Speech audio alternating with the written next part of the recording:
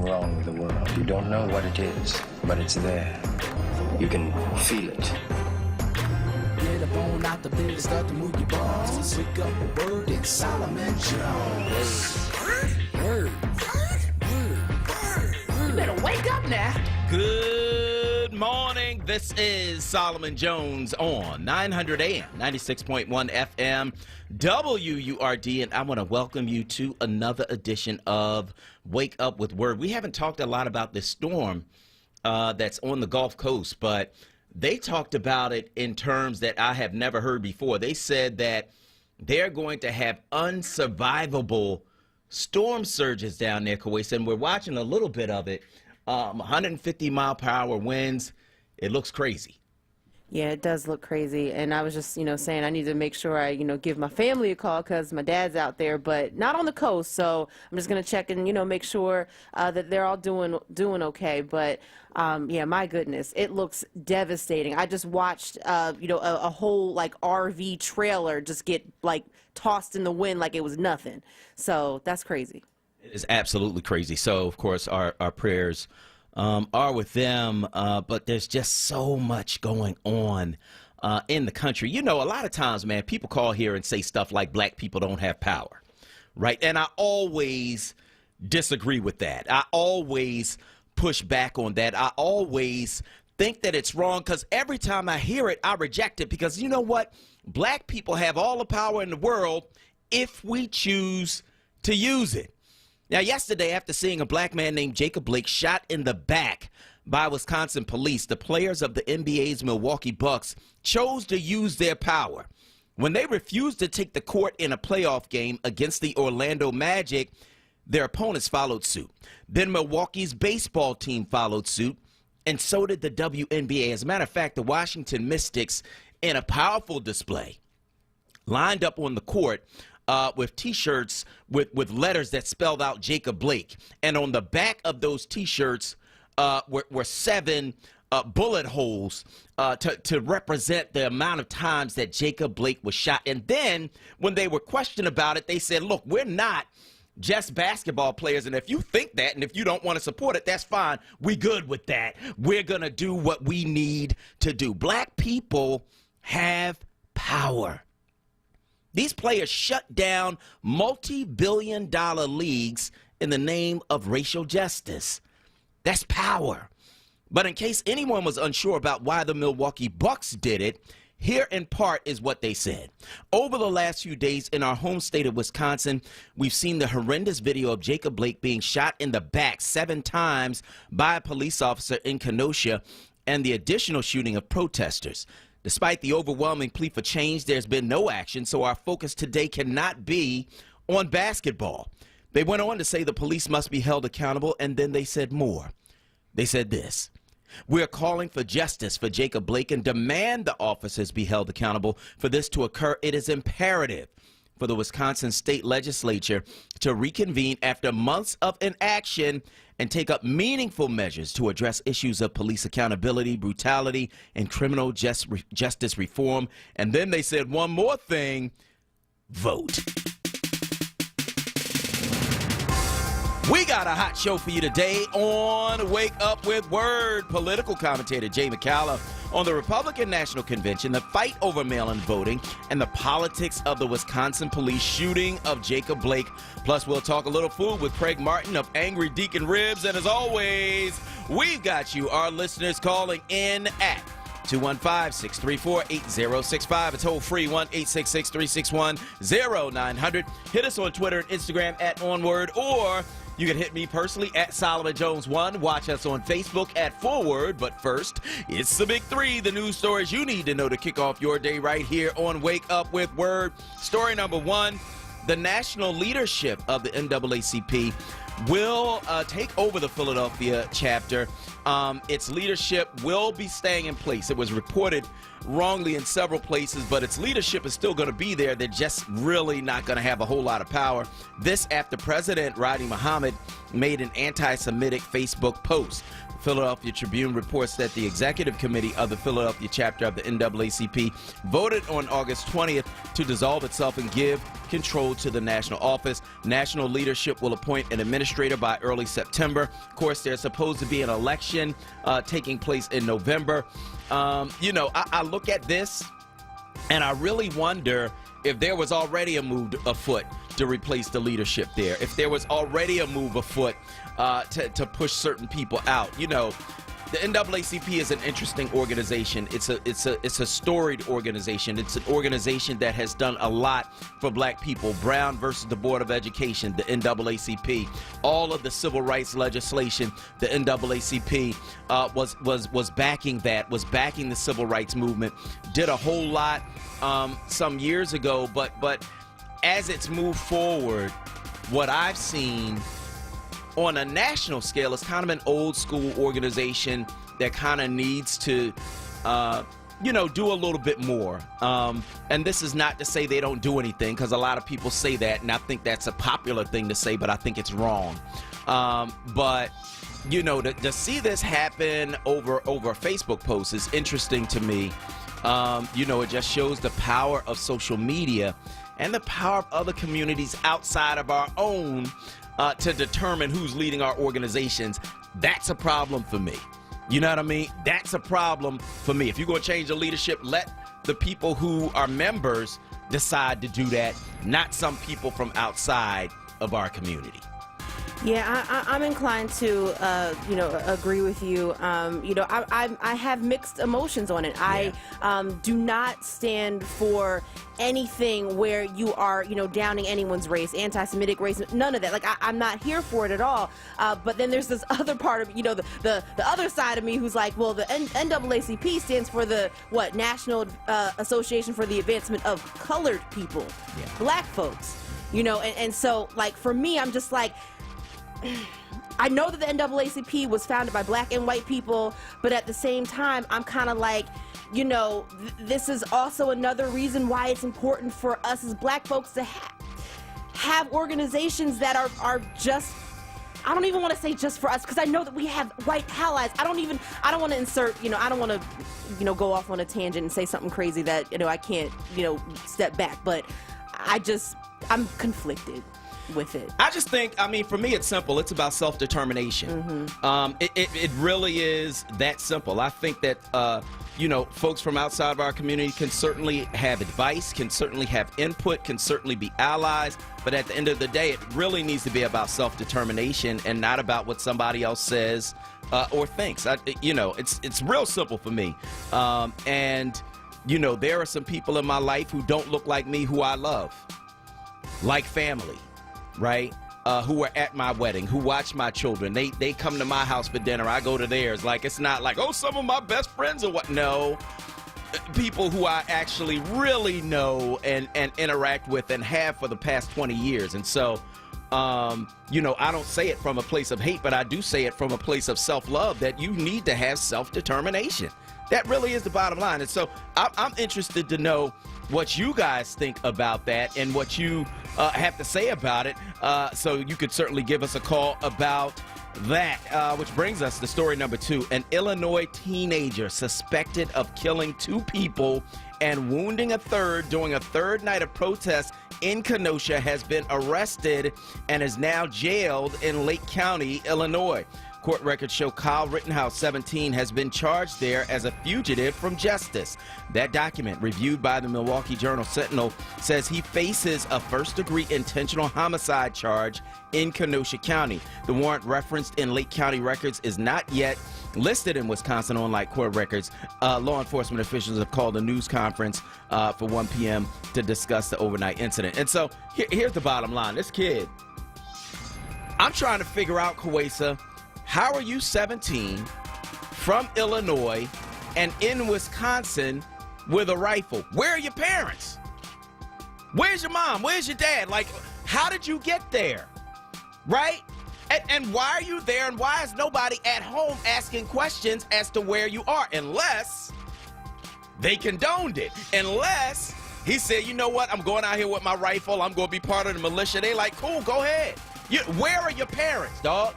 That's what I'm wondering. You know, he's 17. He goes out there like it's a video game. You know, if the people gonna come back to life, nah, they're not. This is not Call of Duty. This is not some video game. This is real life. You've killed 2 people and wounded a 3rd. Where were his parents, Kawesa? For me, I don't even care where his parents were. I care about the fact that, you know, he sat here, walked around, got back to Illinois, and ain't nobody stopped him. You know, you have Tamir Rice, who was 12 years old, playing with a fake gun, and this 17-year-old is out here with a real gun, and he's alive. That pisses me off. It's worse than that. The cops interacted with him. Right. Let him walk past. The cops interacted with him. The cops were like, yo, y'all need some water? Oh, we so grateful you guys out there. They out there with AR-15s. What in the world? I mean, you're right. It is unbelievable. But this stuff keeps happening because there is racism in law enforcement. That's why it keeps happening. That's why they patted the guys on the back down at the Columbus statue when they came down with guns and bats and golf clubs and was pushing people around, pushing people into traffic, doing all kinds of stuff. The cops winking and nodding right here in Philly. Now, to our credit, they moved the captain who was in that district. You got to go. Right. But this is something we see over and over and over again, not just in Wisconsin, but in Philadelphia, in other cities where the cops are buddy-buddy with these right-wing, crazy, armed people who come to these protests. They like them. And so, you know, that's a problem. That needs to be addressed. But we're going to talk about that. But first, we got to talk about what happened with the Republican National Convention last night. We're going to talk about it because even as that convention seems to focus on a law and order message that demonizes protesters, federal investigators have launched a civil rights probe into the police shooting of Jacob Blake, a 29-year-old black man in Kenosha, Wisconsin. The U.S. Attorney's Office for the Eastern District of Wisconsin said Wednesday that the investigation will be conducted by the FBI in cooperation with the Wisconsin Department of Justice Division of Criminal Investigation, the agency leading that local investigation. And so the feds are going to be looking at it. I really have no faith at all in the Justice Department under the leadership of Bill Barr, who is a puppet of Donald Trump, quite frankly. But it's interesting to hear them try to position what's happening in Kenosha, Wisconsin. Mike Pence spoke last night about what happened in Wisconsin, and we want to take a listen to some of what Mike Pence, the Vice President of the United States, had to say about what's happening in Kenosha. Let's take a listen. Okay. Americans work than ever before. In our first 3 years, we built the greatest economy in the world. We made America great again.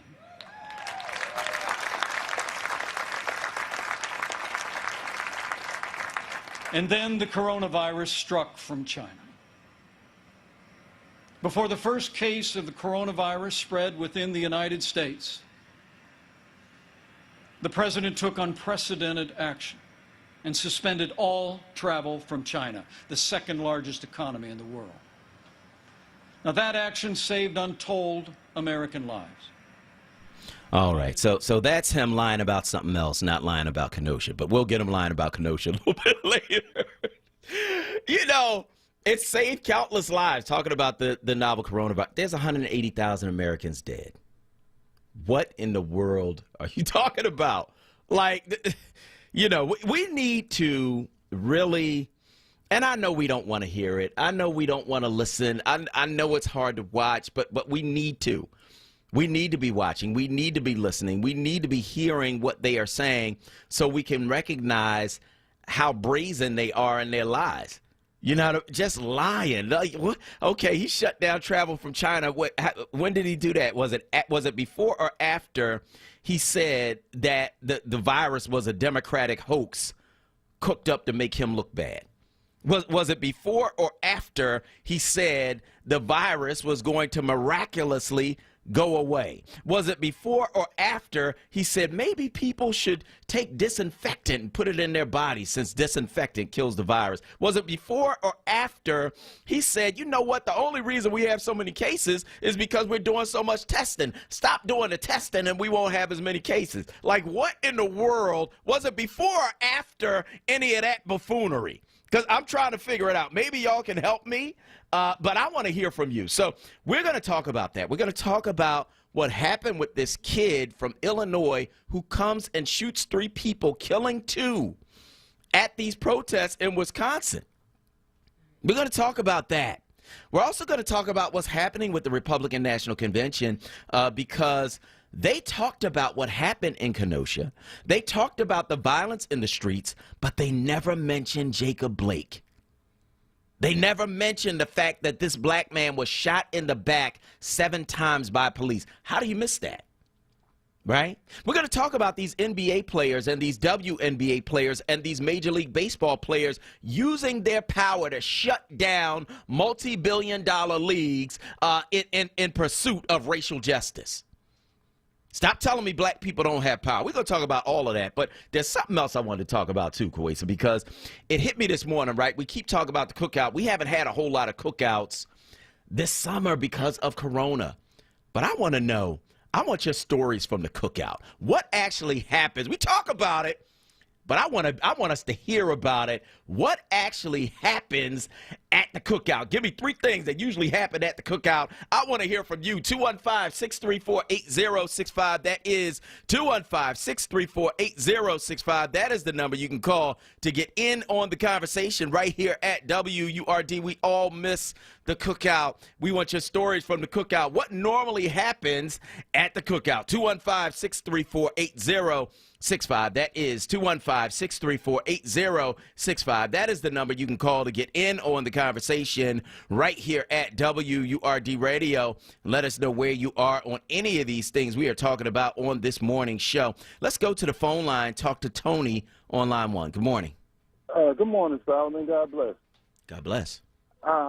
The funny part, Solomon, is they all say they talk and then they use God's name. Mm-hmm. I don't know how they put God's name in something that got nothing to do with God. Don't have anything to do with God. And they put God's name in it. He's sitting up, vice president sitting up there giving a speech, and then he's going to think, I'll be saying to myself, do they know a God? But and the NBA players, that was a beautiful thing because it was way overdue. It was way overdue. They should have been done that. It was way overdue.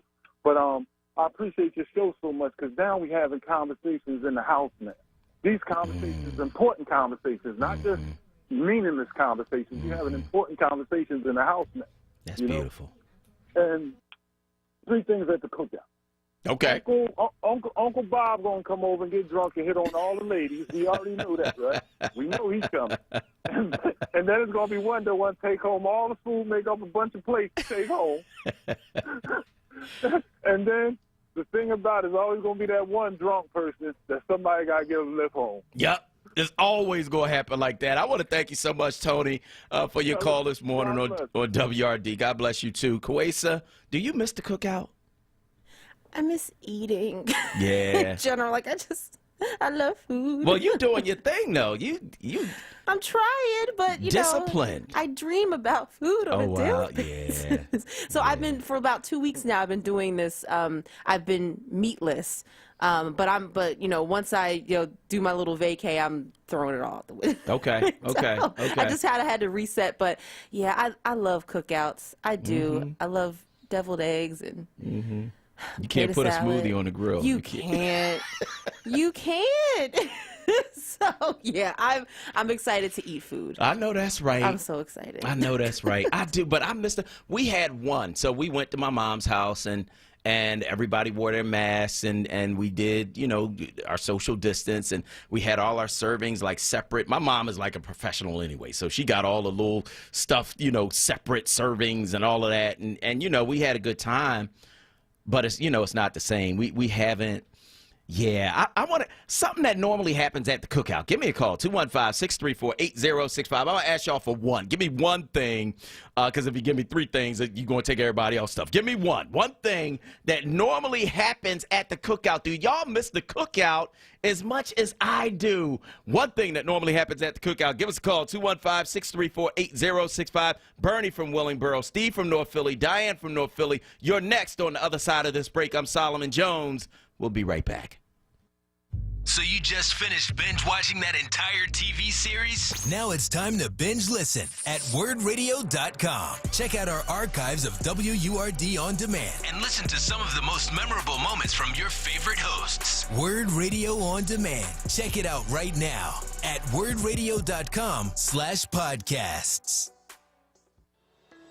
Seniors, does your doctor regularly reach out to check on you? Can you walk into your doctor's office and see them if you need to? Do you have your doctor's cell phone number and can you call them anytime, day or night? At Dedicated Senior Medical Center, their only specialty is caring for seniors. Dedicated makes it easy to get the primary care you deserve. Doctors spend more time with patients than the doctors you may be used to. They offer telehealth visits, help you get your medications, and even make sure you get to your appointments. If your doctor isn't treating you like family, it's time to say yes to Dedicated Senior Medical Center. Call Dedicated Senior Medical Center today to schedule a visit and find out what you're missing. Call 267-443-1900. That's 267-443-1900. Appointments are available now.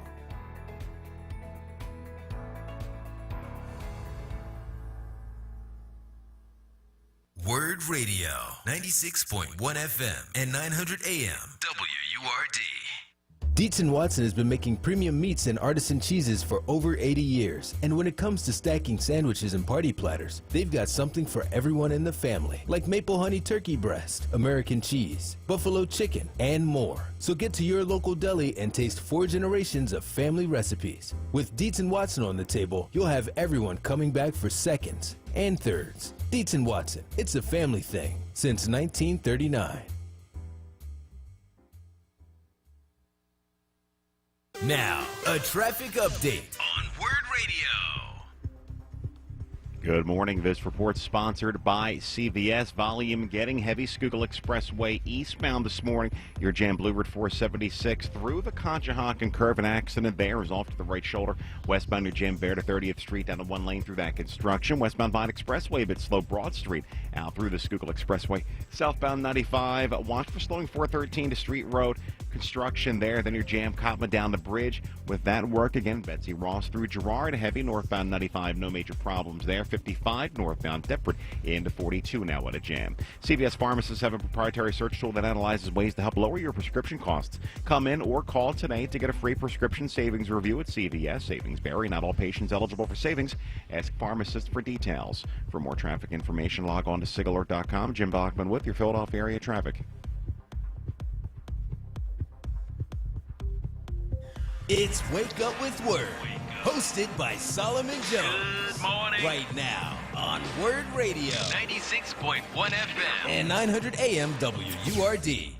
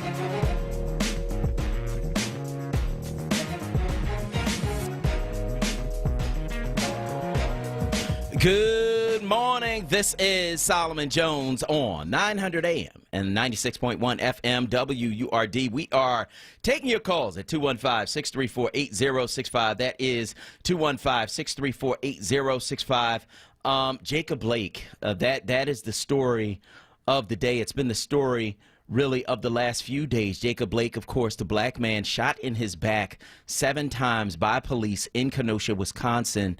And he is now paralyzed from the waist down. They don't know if that paralysis is permanent. They don't know if it's something that can be repaired. He is in a lot of pain, according to his family.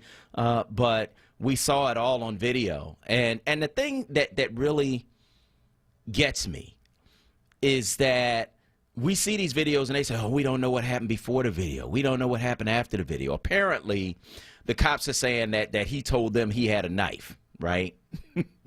Did you see him pull out a knife? No. Okay. You know, and even if he did have a knife, right? He's not threatening you with anything, right? There's no excuse, none, for you to shoot that man 7 times in his back. You know what I mean? Like, it's just, you know, they always got a story afterward. Oh, it's because they did this, or it's because they didn't listen, or it's because they didn't obey commands. It's because they black. That's why you're doing it. White people go and shoot 9 people in a church, sit there for an hour, shoot 9 people in a church, kill 9 people, get on the highway, go to another state, you get them, take them to Burger King because they hungry. Get out of here, man. White people shoot people in a theater, 70 injured, 12 dead in Aurora, Colorado. They walk away alive. Get out of here. White people shoot state troopers, stay on the run in the woods for a month. You capture them alive. Don't tell me that you shooting these people because, oh, they didn't obey my commands. Oh, they had a knife. Oh, they didn't get down. They didn't do this. They didn't do that. No, you shooting them because they are black. Period. Full stop. That's why you're doing it. There is no excuse.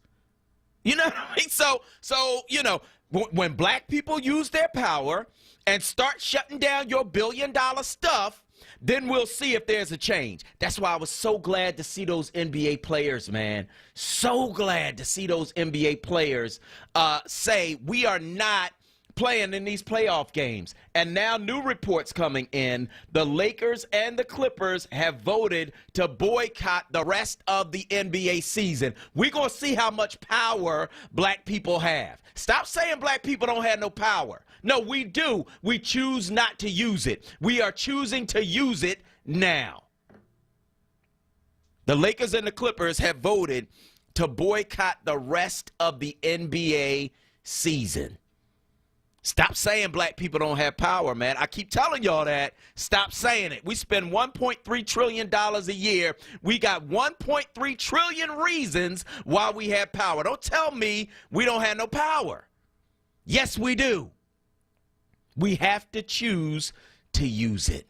I want to hear from you. Give me a call, 215-634-8065. That is 215-634-8065. That is the number you can call to get in on the conversation right here at WURD Radio. Let us know where you are on these various things we are talking about on this morning's show, 215-634-8065. Of course, talking about that, but also talking about the Republican National Convention. These fools get up, right?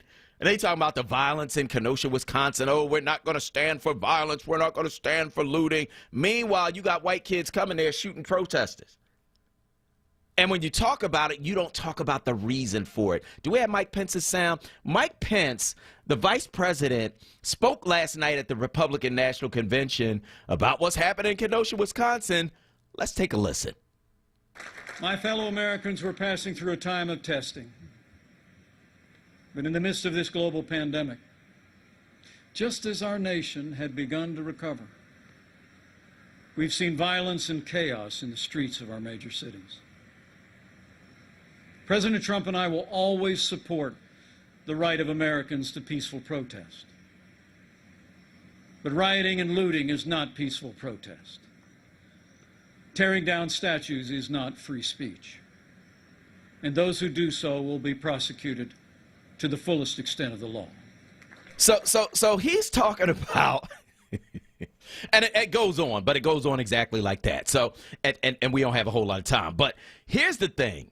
So he's talking about violence and looting and all of this stuff. Never in his comments once did he mention Jacob Blake.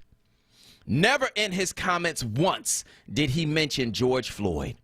Never in his comments did he mention that when people were peacefully protesting outside the White House, the president sent out people with rubber bullets and tear gas to disperse them so he could go and hold a Bible upside down in front of a church where he had no permission to be. So y'all don't support peaceful protests? That's a lie. That's a lie. You know, the only thing you support is yourself. That's what you support.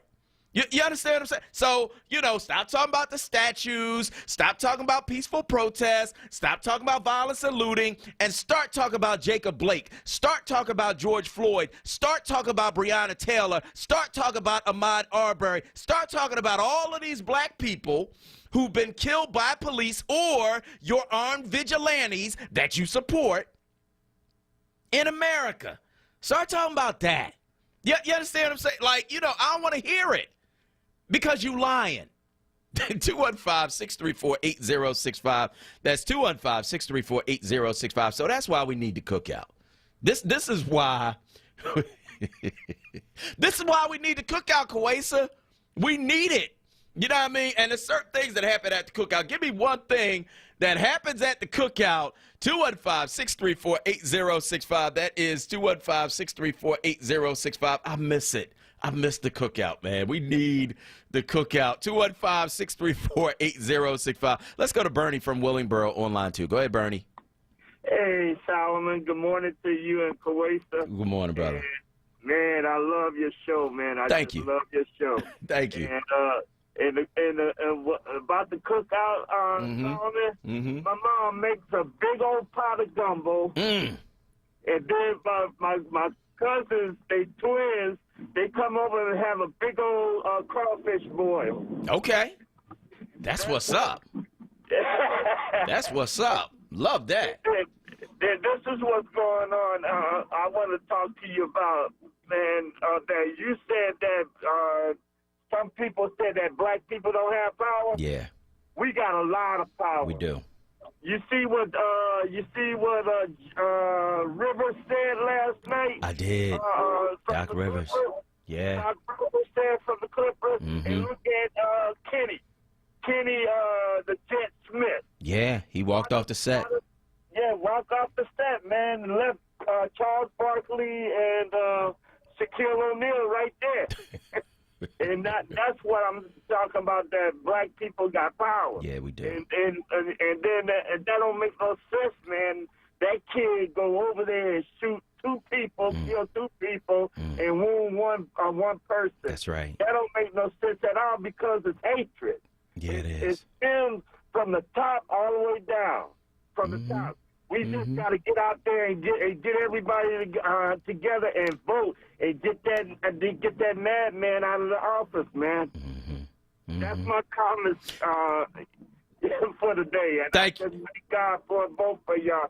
To God be the glory for you and Kuwait. Amen. Thank you so much, brother. We appreciate it, Bernie. Thank you for your call this morning, and thanks so much for listening. Steve from North Philly is on line 3. Go ahead, Steve. Yeah, how you doing? I will listen to you every morning. And Thank you, brother. I really enjoy the show, and I enjoy everything that's. But this morning I just had to first say my mother's birthday is today. She would have been 109 years old, and I was thinking about her this morning and what she taught and put in us as children. But I want to say this to you, that Mike Pence, and they keep focusing on Trump, but Mike Pence is the devil himself alive. And I'm listening to snippets of his speech saying that we've made America great again. What he means is we've made America white again. Yeah. And then on top of that, he went all the way to heaven to say that this will affect generations for years to come which is very true.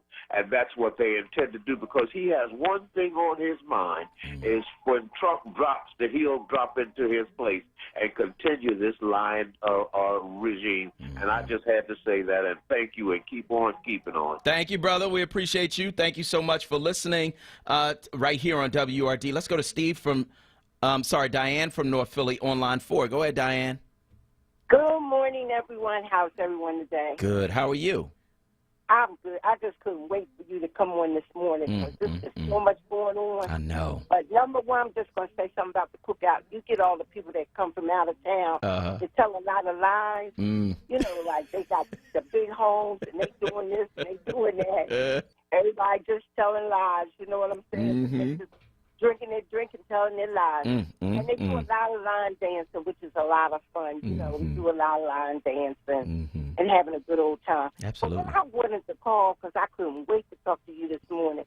Who are these black people that come on every night with the convention that they get to talk, that say that Trump is this, that, and the other? Who was that guy last night that said that, you know, we need a leader and not a politician? They have these I missed him. little minds that come and say things, and it's just like, are you serious? What has he really done for you but just paid you off to get on TV? So I'm just wanted to just get on and say, like, this is too much. And as far as Jacob Blake, there were 5 cops out there that could have attacked him, took him down to his knees. You know what I'm saying? They didn't have to shoot that brother in the back like that. I'm telling you, we need to pray. But I just need to talk about these black people that's going to these conventions. You might be talking about, and this is really troubling. There was a guy named Daniel Cameron.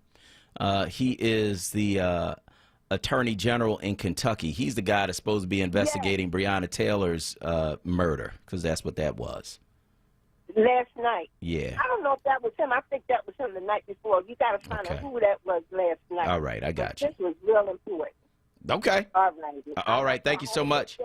All right, you too. Thank you so much for your call this morning on WURD. Let's go to Diane from South Philly on line 1. Go ahead, Diane.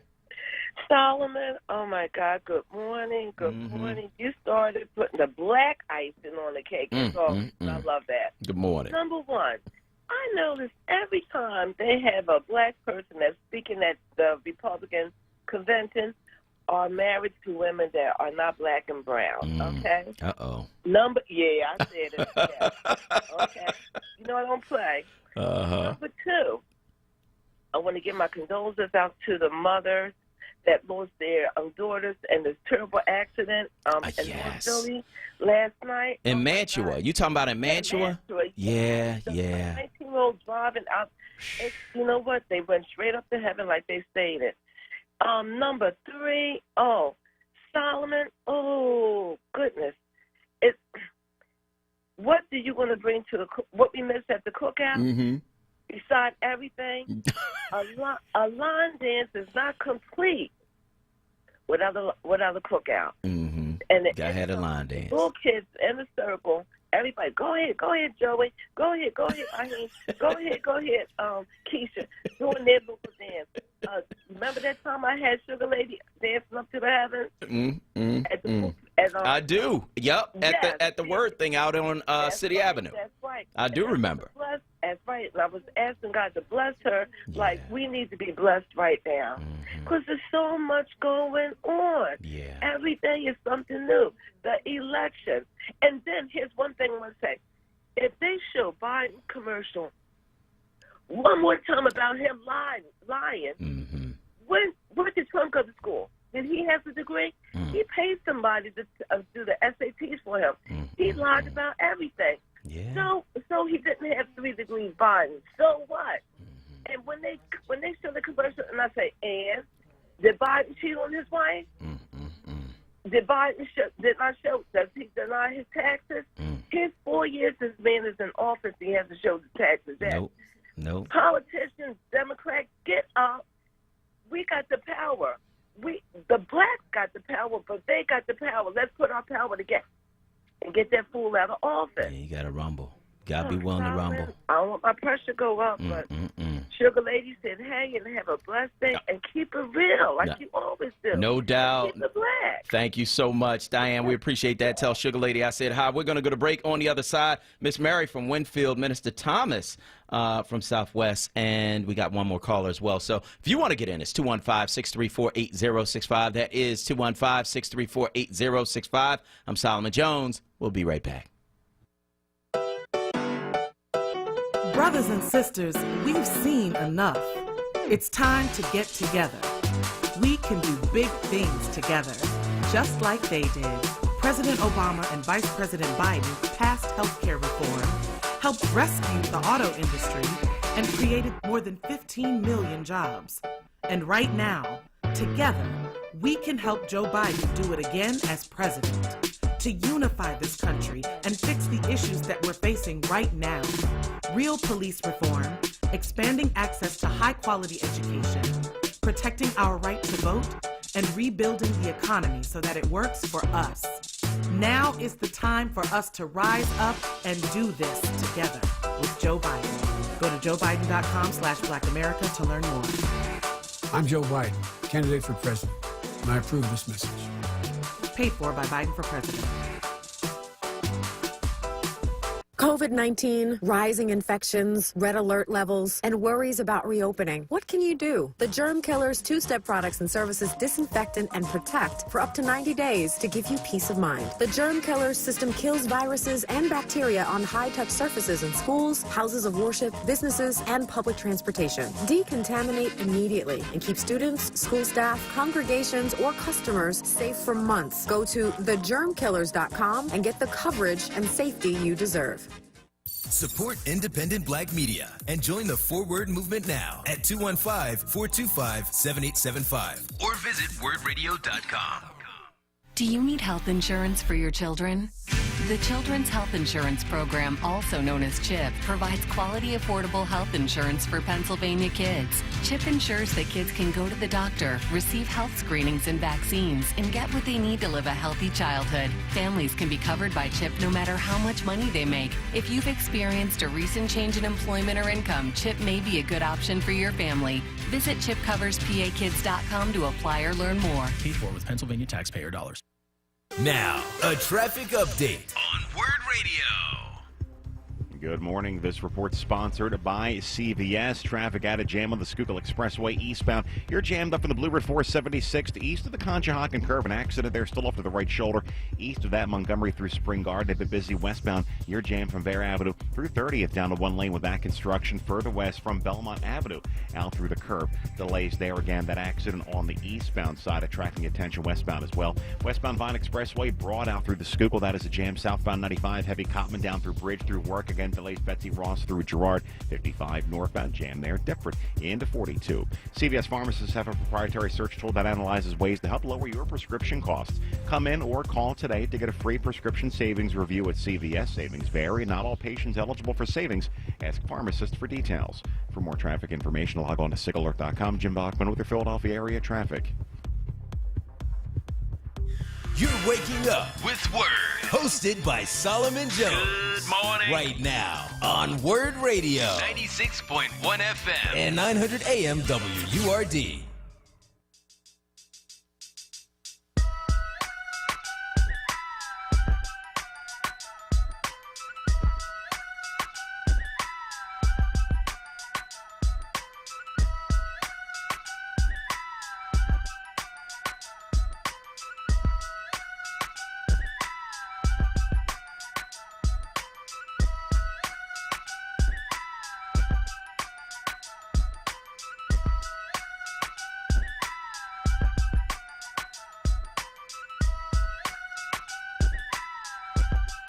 Good morning. This is Solomon Jones on 900 AM, 96.1 FM, WURD, and I want to welcome you back to Wake Up with Word. We are, of course, taking your calls at 215-634-8065. That is 215-634-8065. That is the number that you can call to get in on the conversation right here at WURD Radio. Let us know where you are on these various things we're talking about on this morning's show. show, 215-634-8065. That is 215-634-8065. We want to hear from you, and let us know where you are on these various things. So we're talking about the Republican National Convention. Mike Pence gets up and speaks and says, we're not going to stand for violence in our cities. We're not going to stand for looting. We're not going to stand for tearing down statues. Like, he never mentioned Jacob Blake. He never mentioned George Floyd. He never mentioned Breonna Taylor or Ahmaud Arbery or so many others who've been killed by police and by the vigilantes they support. And see, we need to make sure that link is there. Because what I've seen in these protests and what we saw, TMZ had the footage, and maybe we get that up a little bit later on. You saw these people come out and they are there under the guise of protecting property, right? And they're there with AR-15s and all kinds of weapons. And the police are saying, oh, thanks, guys. We really appreciate you. Giving them water. Later that night, the same guy goes and kills 2 people, wounds another. He's 17 years old. What is he doing there? He's from Illinois. Where are his parents? Are they there with him? I don't know. Did he just sneak off and go to Wisconsin? I don't know.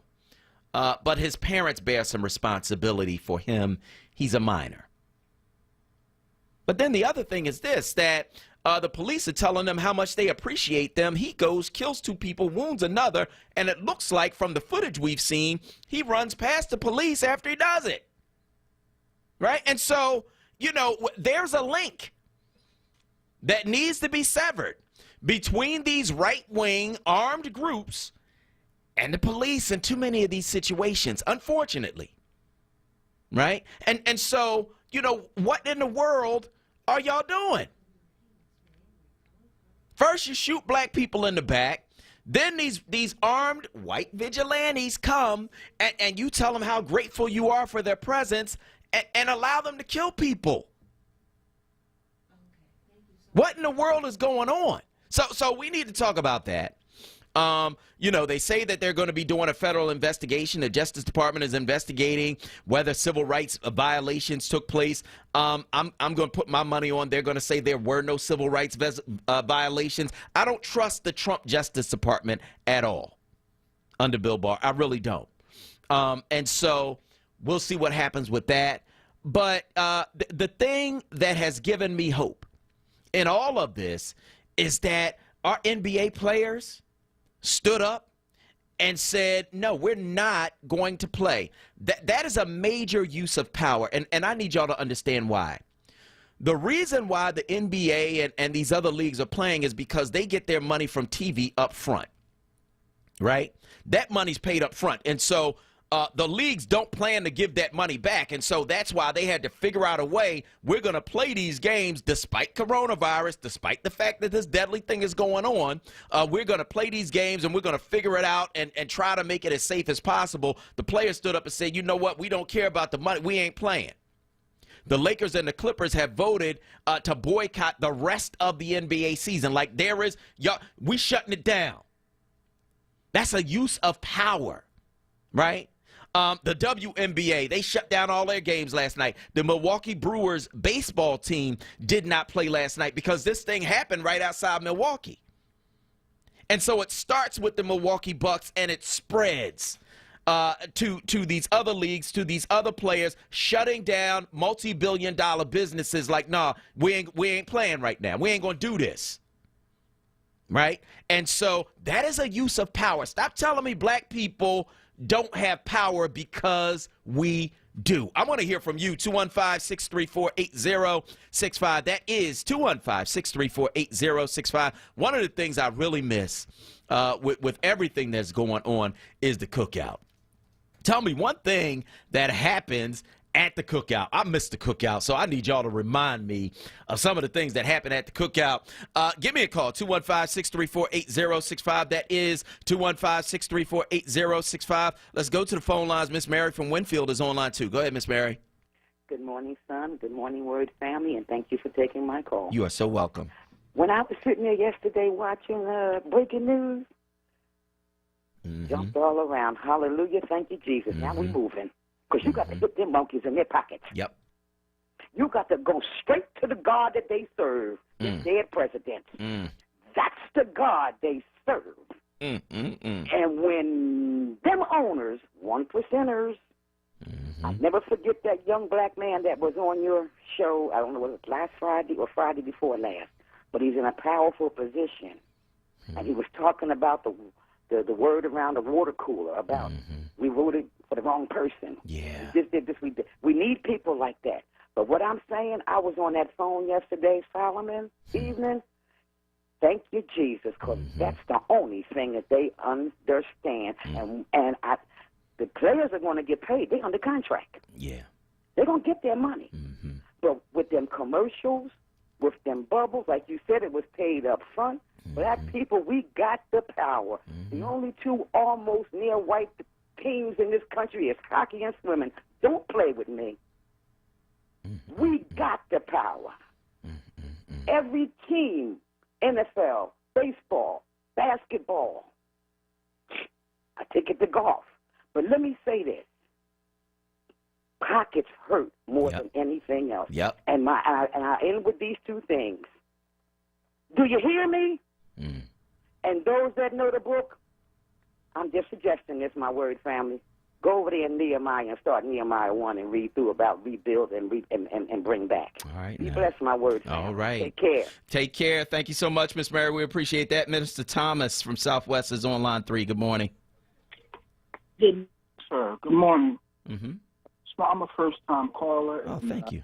I listen to you faithfully every morning. I'm not sure that I get off, and I'm a spiritual man. Follow Martin Luther King carefully, and a lot of nonviolent things. But I just want to encourage our culture that we are powerful. The reason why they doing this to us is to make us angry, for us to come together. So they want to kill us all. And like you said and been saying in the past, we can't sit down on this and just trust the Lord, because the Lord give us the power to do things and get things done. And so I just want to encourage you, keep doing what you're doing, and just remember how powerful we are. If we knew how powerful we are, we know that the Lord is in control. Yeah. And these white people, they fear us where they come to the superiority. They don't want us to be superior over them. They will kill themselves, kill this world, blow this world up before that. And that's what's going on. And we just keep praying, and we keep, I spread the word about this station, because there's a lot of African-American brothers and sisters don't know about the word radio. They don't hear what's going on. They don't know what to do. So every chance I get, I work at the Sheraton. I'm a retired police officer. I work at the Sheraton doing security. Okay. South Bartram Avenue. And I'm meeting a lot of people. The airlines and Amtrak is there now doing their work, so they live in there. And I'm meeting a lot of people, and I'm spreading the word radio so people could actually really know what's going on, black or white. Whites need to listen to what's going on, too, because all whites is not, light. That's right. And cool, But, when you look at the victories and the marches when King was around and Mahatma Gandhi and all that, it was all flavors of color. Everybody wasn't in that mindset. I'll be calling you again as the Lord lead me, but just keep on, man, keep it on. And I pray y'all Godspeed with everyone. And thank you for letting me come on your line, man. But just be encouraged and just stay focused, because we are some powerful people. They know it. Yeah. And they want to just wipe us out, because you don't just want to wipe out a race for nothing. So we have to be a powerful people. So be encouraged. I'm encouraged. I love y'all, man. And thank you. Love you back. And thank you so much for your call this morning. Thanks for being a first-time caller. We appreciate that. Let's go to Gloria from Sharon Hill on line 1. Go ahead, Gloria. Hey, good morning, Solomon and the Kuwait and Word family. Good morning. Yeah, I'm on 5 days. Thank the Lord. Oh, Solomon. Yesterday I was listening to Reality Check with Charles Ellison. And gentleman they called, I think his name was Tony. I think it was his name. Anyway, he said white men do not fear black men. They're jealous of black men. I said it before. They're jealous, some of them anyway. I'm not all of them, most of them, some of them are. Wait, Solomon. This young man, this child come from Illinois to Wisconsin with a rifle. He's 17. Why is he outside anyway? Yeah. Where his parents at? Yeah. And they condone that stuff. I knew it. I knew that the person was not one of us. I knew it. It's the truth. I knew it wasn't one of us. But we don't do that. We don't do not like that. We don't. No. No. And the convention, I'm glad I was at work because I didn't see it. Because when I heard on the radio, all of them are liars. Every last one of them. They're all liars, Solomon. And like you said, the cookout, I missed the electric slide. I hear you. Electric slide. Have a good day. All right, you too. And I want to thank you so much for your call this morning on WURD Radio. 215-634-8065. That is 215-634-8065. That's the number you can call to get in on the conversation right here at WURD Radio. You can also weigh in on Facebook and let us know where you are on any of these things we are talking about on this morning's show. 215-634-8065. And you can weigh in on Facebook at 4WURD. That's FORWURD, FORWURD. So I'm going to go back to the phone lines and talk to Tony from North Philly on line 2. Go ahead, Tony. Hey, good morning, Solomon. Good morning. Thanks for taking my call. I was just sitting here thinking, you said that young boy was imported from Chicago. It makes you wonder about he might be a little imported hitman from Chicago and all them shootings in Chicago. You know, it make you wonder. He might not just start at that. All right, that's all I have to say. All right, thank you for your call this morning on WURD Radio. And again, he came from Illinois. We don't know if it was from Chicago, but we know he came from Illinois. So we want to hear from you. Give us a call, 215-634-8065. That is 215-634-8065. We're going to go to break. On the other side, we're going to continue the show right here on WURD. The Dr. Emeka Show. Saturdays at 1 p.m. right here on WURD 96.1 FM and 900 AM. Streaming live at wordradio.com and on the Word Radio app. Tune in this Sunday to the Holistic Health Show from 2 p.m. to 3 p.m. with naturopath Dr. Soyini Ayan with information on alternative medicine and so much more. What's up, everyone? I know you know the word, no, not the station, but this word, J-O-B, that is, and our friends at Amoroso's Baking Company are hiring right now. Amoroso's has been baking the delicious bread in our community for over 100 years, and they want you to join their team today. The old and the young love Amoroso's, and they are hiring right now. Check it out. They offer fair pay and provide health, dental, and prescription plans after 90 days employment. Call 856-754-0355 or visit amorososbaking.com for details.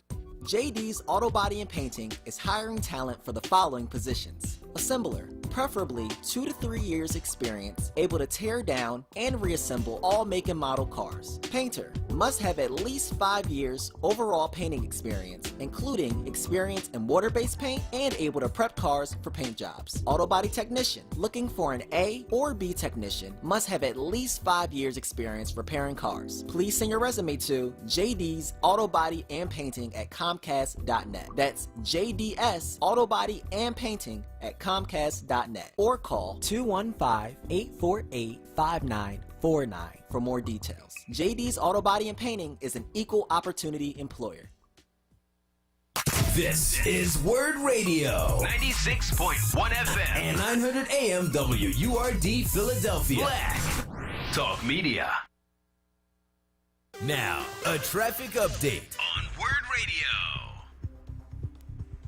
Good morning. This report sponsored by CVS. Traffic at a jam on the Schuylkill Expressway eastbound. You're jammed up from the Blue Route 476 to east of the Conshohocken Curve. An accident there, still off to the right shoulder.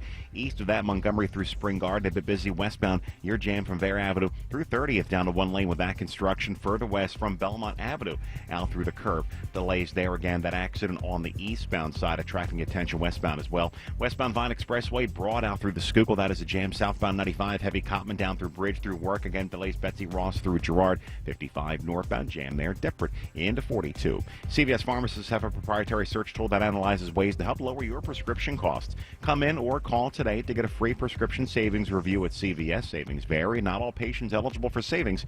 Ask pharmacist for details. For more traffic information, log on to SIGAlert.com. Jim Bachman with your Philadelphia area traffic. It's Wake Up with Word, hosted by Solomon Jones. Right now on Word Radio. 96.1 FM. And 900 AM WURD.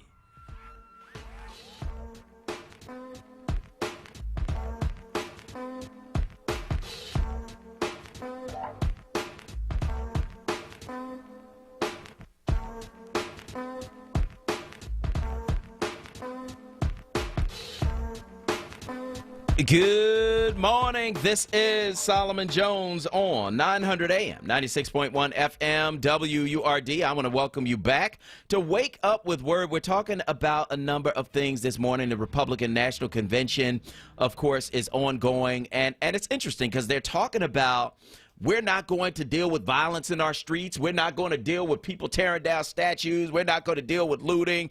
But they never mention George Floyd. They're not mentioning Jacob Blake. They're not mentioning Breonna Taylor, only in passing, right? They're not mentioning Ahmaud Arbery. They're not mentioning the reason for the chaos in the streets. They're not mentioning any of that. And so that's interesting. I want to hear from you and what you think about that and what you've heard and seen at the Republican National Convention so far. Also, talking about the 17-year-old. Speaking of the violence in the street, the real violence that has taken place because a 17-year-old went to Kenosha, Wisconsin, from Illinois, with a high-powered rifle and shot and killed 2 people, wounded a third. After interacting with police who said, we appreciate you guys being here, right? And gave him some water. You know, after he did the shooting, he apparently ran past some of those armored police vehicles that were out there. Like, how does that happen? Are y'all in cahoots? Are you in cooperation? Like, what in the world is going on? You're not, like, what? Why are you allowing that? If you are law enforcement, why are you allowing these people and not really watching them closely enough to see when this shooting is about to take place? When you see people out there with high-powered semi-automatic weapons like AR-15s, what in the world is going on? Right? So you see that. But the thing that gives me hope is the NBA players who stood up. It started with the Milwaukee Bucks because this thing with Jacob Blake happened right outside Milwaukee. The Milwaukee Bucks said, we ain't playing. We're not going to play in this playoff game. The Orlando Magic, the team they were supposed to be playing, followed suit. Then the Clippers and the Lakers said, we are not playing the rest of the season. The WNBA canceled their games last night. The Milwaukee Brewers refused to play. Other players who did play knelt during the national anthem. Like, this whole thing is blowing up, and black people are using their power. You know, I hear a whole lot of people say black people don't have power, and I always disagree with that. Yes, we do. We have power over ourselves. We have power over our money. We have power over our professions. We have the power to shut down multi-billion-dollar leagues because most of the players are black.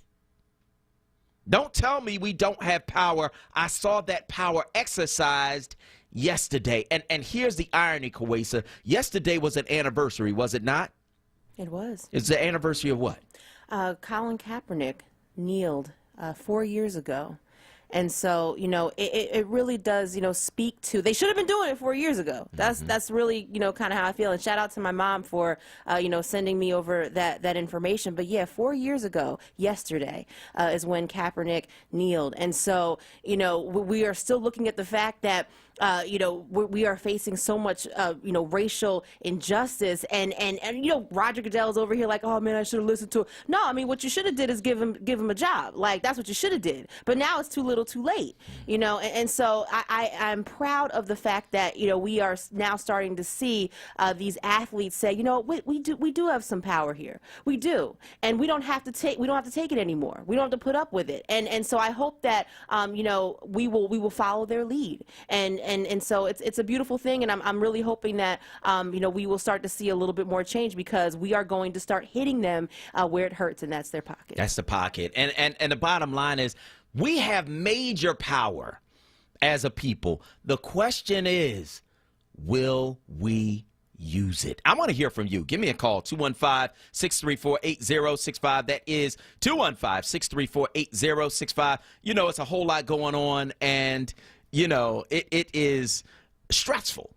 In many ways. One of the things that helps remove the stress is the cookout. We miss the cookout. What's one of the things that happens at the cookout? Give me a call, 215-634-8065. That is 215-634-8065. That is the number that you can call to get in on the conversation right here at WURD Radio. You can, of course, also weigh in on Facebook at onWURD. That's FORWURD, FORWURD. Kuwaisa, what are they saying this morning on Facebook? So we have quite a few folks weighing in. Cheryl Brown, good morning to you. Rovetta Everett Gilmore, good morning. And Diane Gray, good morning to you also. And then I did see a couple others just kind of shouting out, you know, what they miss about the barbecue here. So we have Darren Smith saying, I was so proud of the players yesterday along with Kenny Smith. And he says, miss those falling off the bone barbecue ribs. So that's one comment.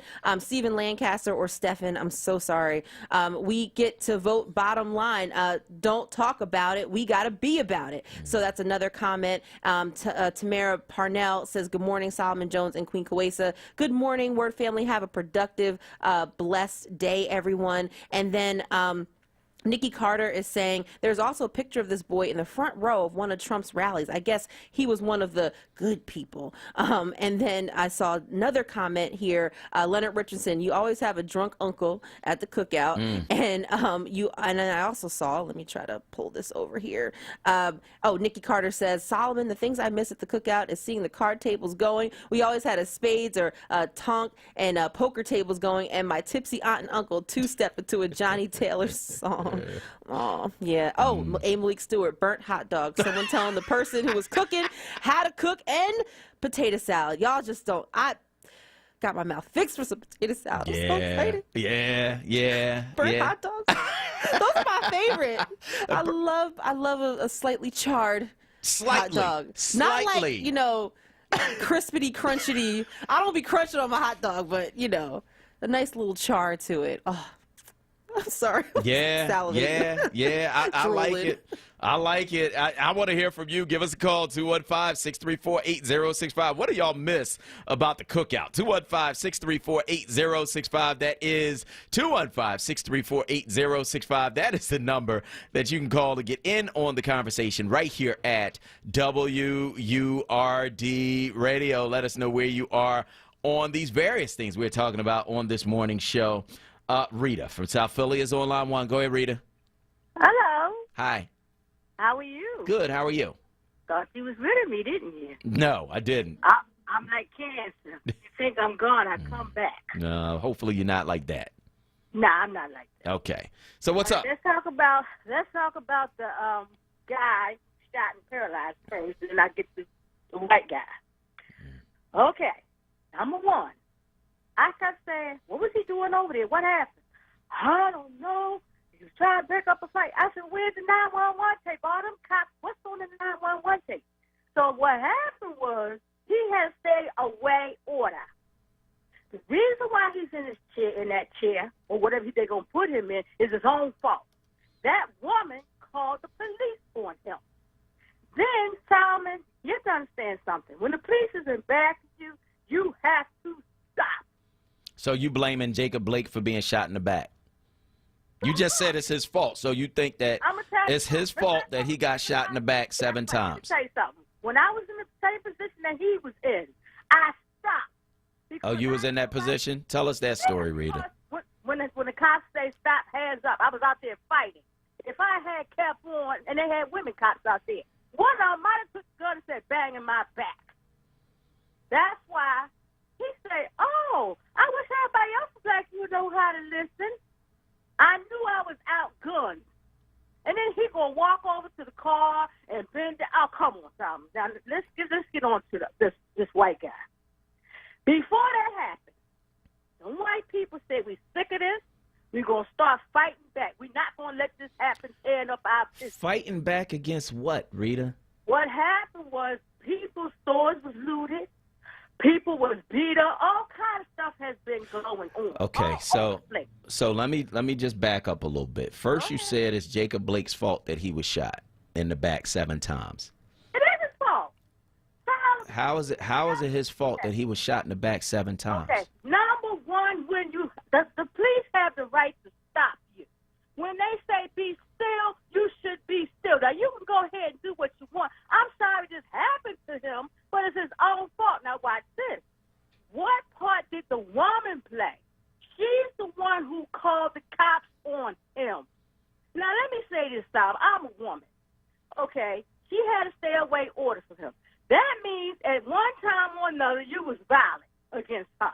That's what that order really means. It means that she accused him of being violent against her. Well, okay. It doesn't mean that it actually happened, because really in those situations, a lot of times it's one person against another. But even if he did, does he deserve to be shot 7 times in the back?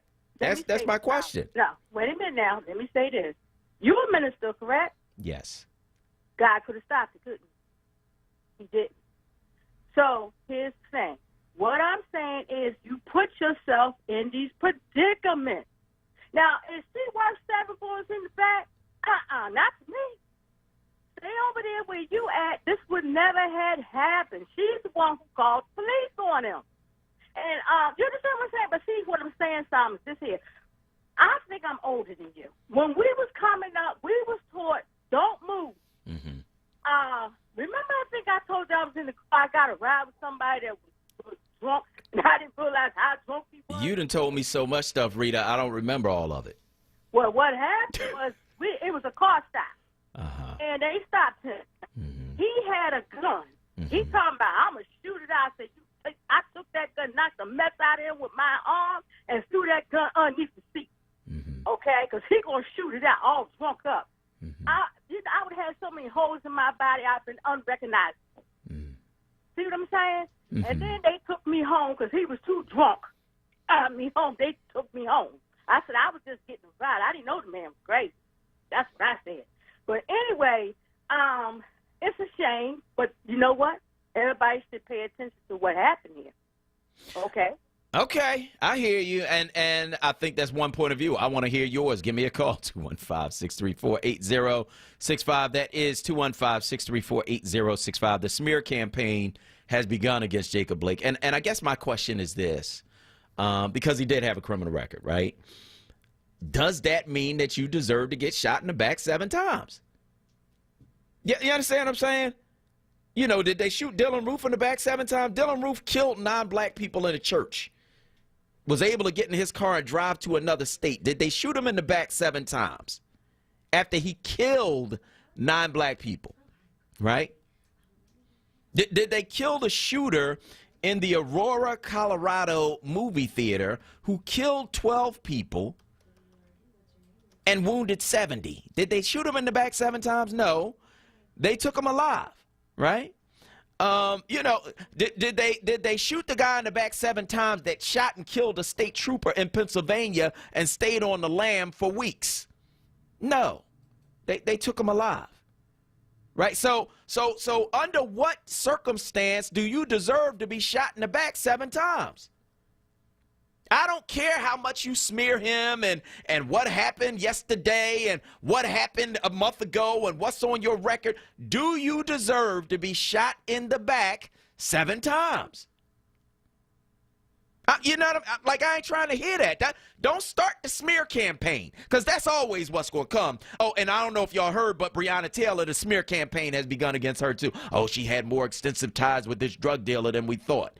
Does she deserve for you to bust in her house and kill her in her own house? She bleeds out in the hallway.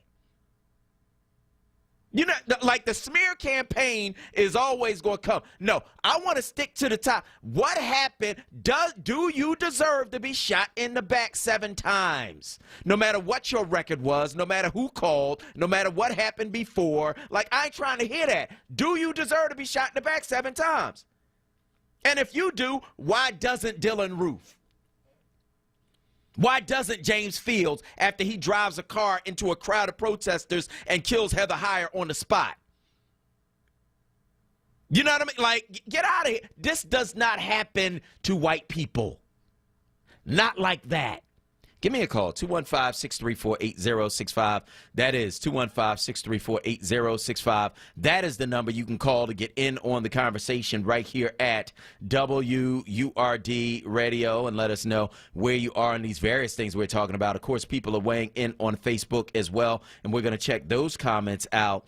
But right now, we're going to go to the phone lines, and we're going to talk to our next caller, and it is... as soon as this thing pops up, because it's not Reverend Carr from East Parkside's on line 1. Go ahead. Good morning. Good morning. How are you? Good. How are you? You fired up and you can't take no more. You just like in the movie Network. I go to the window, stick your head out, stick your head out the window, and say, "I'm mad as hell, and I'm not going to take this anymore." That's a good movie. I'm scared to send a nurse over there to take your blood pressure because you'll find. I don't know what Kool-Aid the reader is drinking to say that the brother deserved to be shot. Yeah. Because even if you ever watch these crime shows on TV, oftentimes what they do is they'll show some white folk, and the white folks will still be moving. Mm-hmm. And the white folks will snatch away from them. They won't get shot in the back. Mm-hmm. That's right. Shot in the back, and then the little white kid with this gun. Mm-hmm. I have a 17-year-old. If he would have been out there with an assault rifle, they would have been shooting him. That's right. Why? Because he was white. Again, we got this privilege. One of the things that I'm going to be real quick, Brother Jones, one of the things that the people are afraid of is if and when Joe Biden gets in, all of this stuff is going to be exposed, and they're going to say, all these shootings will be prosecuted. I think the NBA players have taken a stand to say, look, you haven't even charged the guy. So when you and I go out and shoot somebody, automatically they're not going to say, well, we can't rush the judgment, we can't do this, and we can't do that. You immediately charge.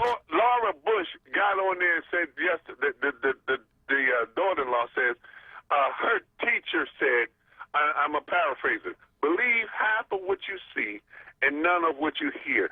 She said, that's what my father-in-law does. And the truth is, she exposed him. He said, look, believe half of what you see and none of what... Donald Trump says a lot of stuff. And we have to get out there, but calm your... take a deep breath, brother. Mm-hmm. Because, you still got some more preaching to do down the years. And, man, you're doing a wonderful job. Thank you. And I love you. Tracy, if you're listening, God bless. And to all the word family, let's stay together and be smart. Be smart. God bless. All right. I want to thank you so much for your call this morning on WURD. We're going to go back to the phone lines. Will Mega from West Philly is on line 3. Good morning. Solomon, what's up? What's up to your listeners? What's up? Hey, he's not a boy. He's a man. And that in both states, both Wisconsin and Illinois, you get charged for murder. At 17, they charge you as an adult. Okay. So he's an adult. Okay. He's from Antioch, Illinois. His mother drove him there. Lord have mercy. His Facebook page has him with tons of Blue Lives Matter photos, him with all sorts of guns. He initially shot someone in the head, and then the people began to chase him. Okay. And so they began to chase him through the crowd. A brother, he drop kicks him. And he begins to shoot another man, a white man, who is the second person murdered. He hits him across the head with a skateboard. He shoots him in the chest. Yeah. And another person who was nearby, he shot him in the arm. He separated his shoulder. And so you have those things. But I watched that video over and over and over again, right? And so after he shot the last person, he gets up. He's literally dead center in the street. As if, if there was the yellow line in the middle of the street, he's on the yellow line. There's no yellow line, just give you an idea where he is. There's a barricade of police, I would say, what appears to be about 40 yards away from him. Yeah. He's walking toward the police. You can clearly see his long arm is at port of arms position. He's been trained to know how to carry the arm, right? Like legal, quote unquote, legally carry the arm. Mind you, he's not even legally outside because they had a curfew and he's 17. So he shouldn't have been out that late. He was there with an armed white militia of men who were protecting a car garage. Yeah. Right? Fast forward back up to where I was after he did the shooting. He's walking toward the police. The sirens are there. Now, these police, they're all ready for quote-unquote riot because it's not just police cars. They have the military tanks out there. Yeah, we got to go to break, Will. So bottom line it for me. Bottom line is he walks past the police. Right. With police screaming, with people screaming that he did it. But Solomon, the worst thing is he tried to give himself up. The last police car he gets to, he tries to get in, and they drive past him. Yeah, that's crazy. We got to go. I want to thank you so much for your call this morning on WRD. We got to go. Jake McCallum's up next. I'm Solomon Jones. We'll be right back. Fridays, it's right here on Word Radio. At 6 a.m., start your day with Daybreak, hosted by Helana. At 7, it's time to wake up with Word, with host Solomon Jones. Then at 10, it's a special edition of The Source with Tiffany Bacon. Followed by Groundings at 1 p.m., hosted by Brother Shamari. At 4 p.m., it's Laborers Live, hosted by Lessit. Then at 5, it's Solutions on Word. At 7 p.m., it's the Envy McKee Show. Then at 10, it's Freedom Sounds of Jazz, followed up by Messages in the Music, hosted by Joey Temple. Fridays are something special on Word Radio, 96.1 FM and 900 AM WURD. Streaming live at wordradio.com and on the Word Radio app. Philadelphia families, PHL Pre-K, the city's free pre-K program, is now enrolling. Over 130 pre-K centers are getting ready to serve children this year with appropriate health and safety precautions. There are no income limits for this free pre-K program. Children who are 3 or 4 years old as of September 1 can enroll. Call 844-PHL-PRE-K or visit phlprek.org to learn more and find a quality pre-K center. That's 844-PHL-PRE-K. This program is made possible by the Philadelphia Beverage Tax. No fear, just facts. This is WURD, independent black media. Word Radio Digital Tip of the Week with Stephanie Humphrey. I'm your Tech Life expert, Stephanie Humphrey, and this is your Word Digital Tip of the Week. Shopping online at Amazon.com has been a lifeline for people during the pandemic because you can get groceries and other much-needed items delivered to your door. But the price for an Amazon Prime membership may make it hard for everyone to take advantage. The normal price of a Prime membership is $119 a year or $12.99 per month. But if you are a college student or you qualify as low income, you can get a discount. Students can get a 6-month free trial, and then the monthly fee is $649 or $59 for the year. If you have an EBT card or a Medicaid card, you can get a Prime membership for $5.99 a month. With an Amazon Prime membership, you get free shipping on your orders, access to all of the great movies, TV shows, and music available, free 2-hour delivery on some essential items with Prime Now, discounts, and a lot more. Now more people can take advantage of a way to stay safely socially distanced right now and make our lives more convenient in the future. Stay tuned to WURD for more tech tips and stay connected with us at wordradio.com. The Word Digital Tip of the Week is brought to you by Comcast NBC Universal. These are the sounds of a dinner. A dinner that almost didn't happen. A dinner now served thanks to people like you. Due to COVID-19, 17 million more Americans may face hunger. Feeding America is helping our neighbors in need. And if you're able, you can too. Donations are being accepted at feedingamerica.org/coronavirus. Brought to you by the Ad Council and Feeding America, 200 food banks strong. Now, a traffic update on Word Radio. Good morning. This report sponsored by CVS. Stole a heavy ride on the Schuylkill Expressway this morning, eastbound side. You're jammed up from the Blue Route 476 through east of the Conshohocken curve. Stole an accident there. It is off to the right shoulder. Been out there for a while now. East of that, Montgomery through Spring Garden. Busy westbound. Jam Bear to 30th Street through the construction. Westbound Vine Expressway. That's a jam ride. 95 to Broad Street. Accident there now being worked on. Pretty serious crash with restrictions. Now southbound 95. That is jammed. Cotman down through Bridge. Through that work. Again, Bridge down through Girard. You're jammed up there. Ben Franklin Bridge, that's heavy now heading into Philadelphia through construction there on the span. Then watch for delays all building around the base. The bridge again as a result of that jam up on the westbound Vine Expressway. CVS pharmacists have a proprietary search tool that analyzes ways to help lower your prescription costs. Come in or call today to get a free prescription savings review. At CVS, savings vary. Not all patients eligible for savings. Ask pharmacists for details. For more traffic information, log on to sigalert.com. Jim Bachman with your Philadelphia area traffic. Back by popular demand. It's Wake Up with Word, hosted by Solomon Jones. Right now on Word Radio. 96.1 FM. And 900 AM WURD.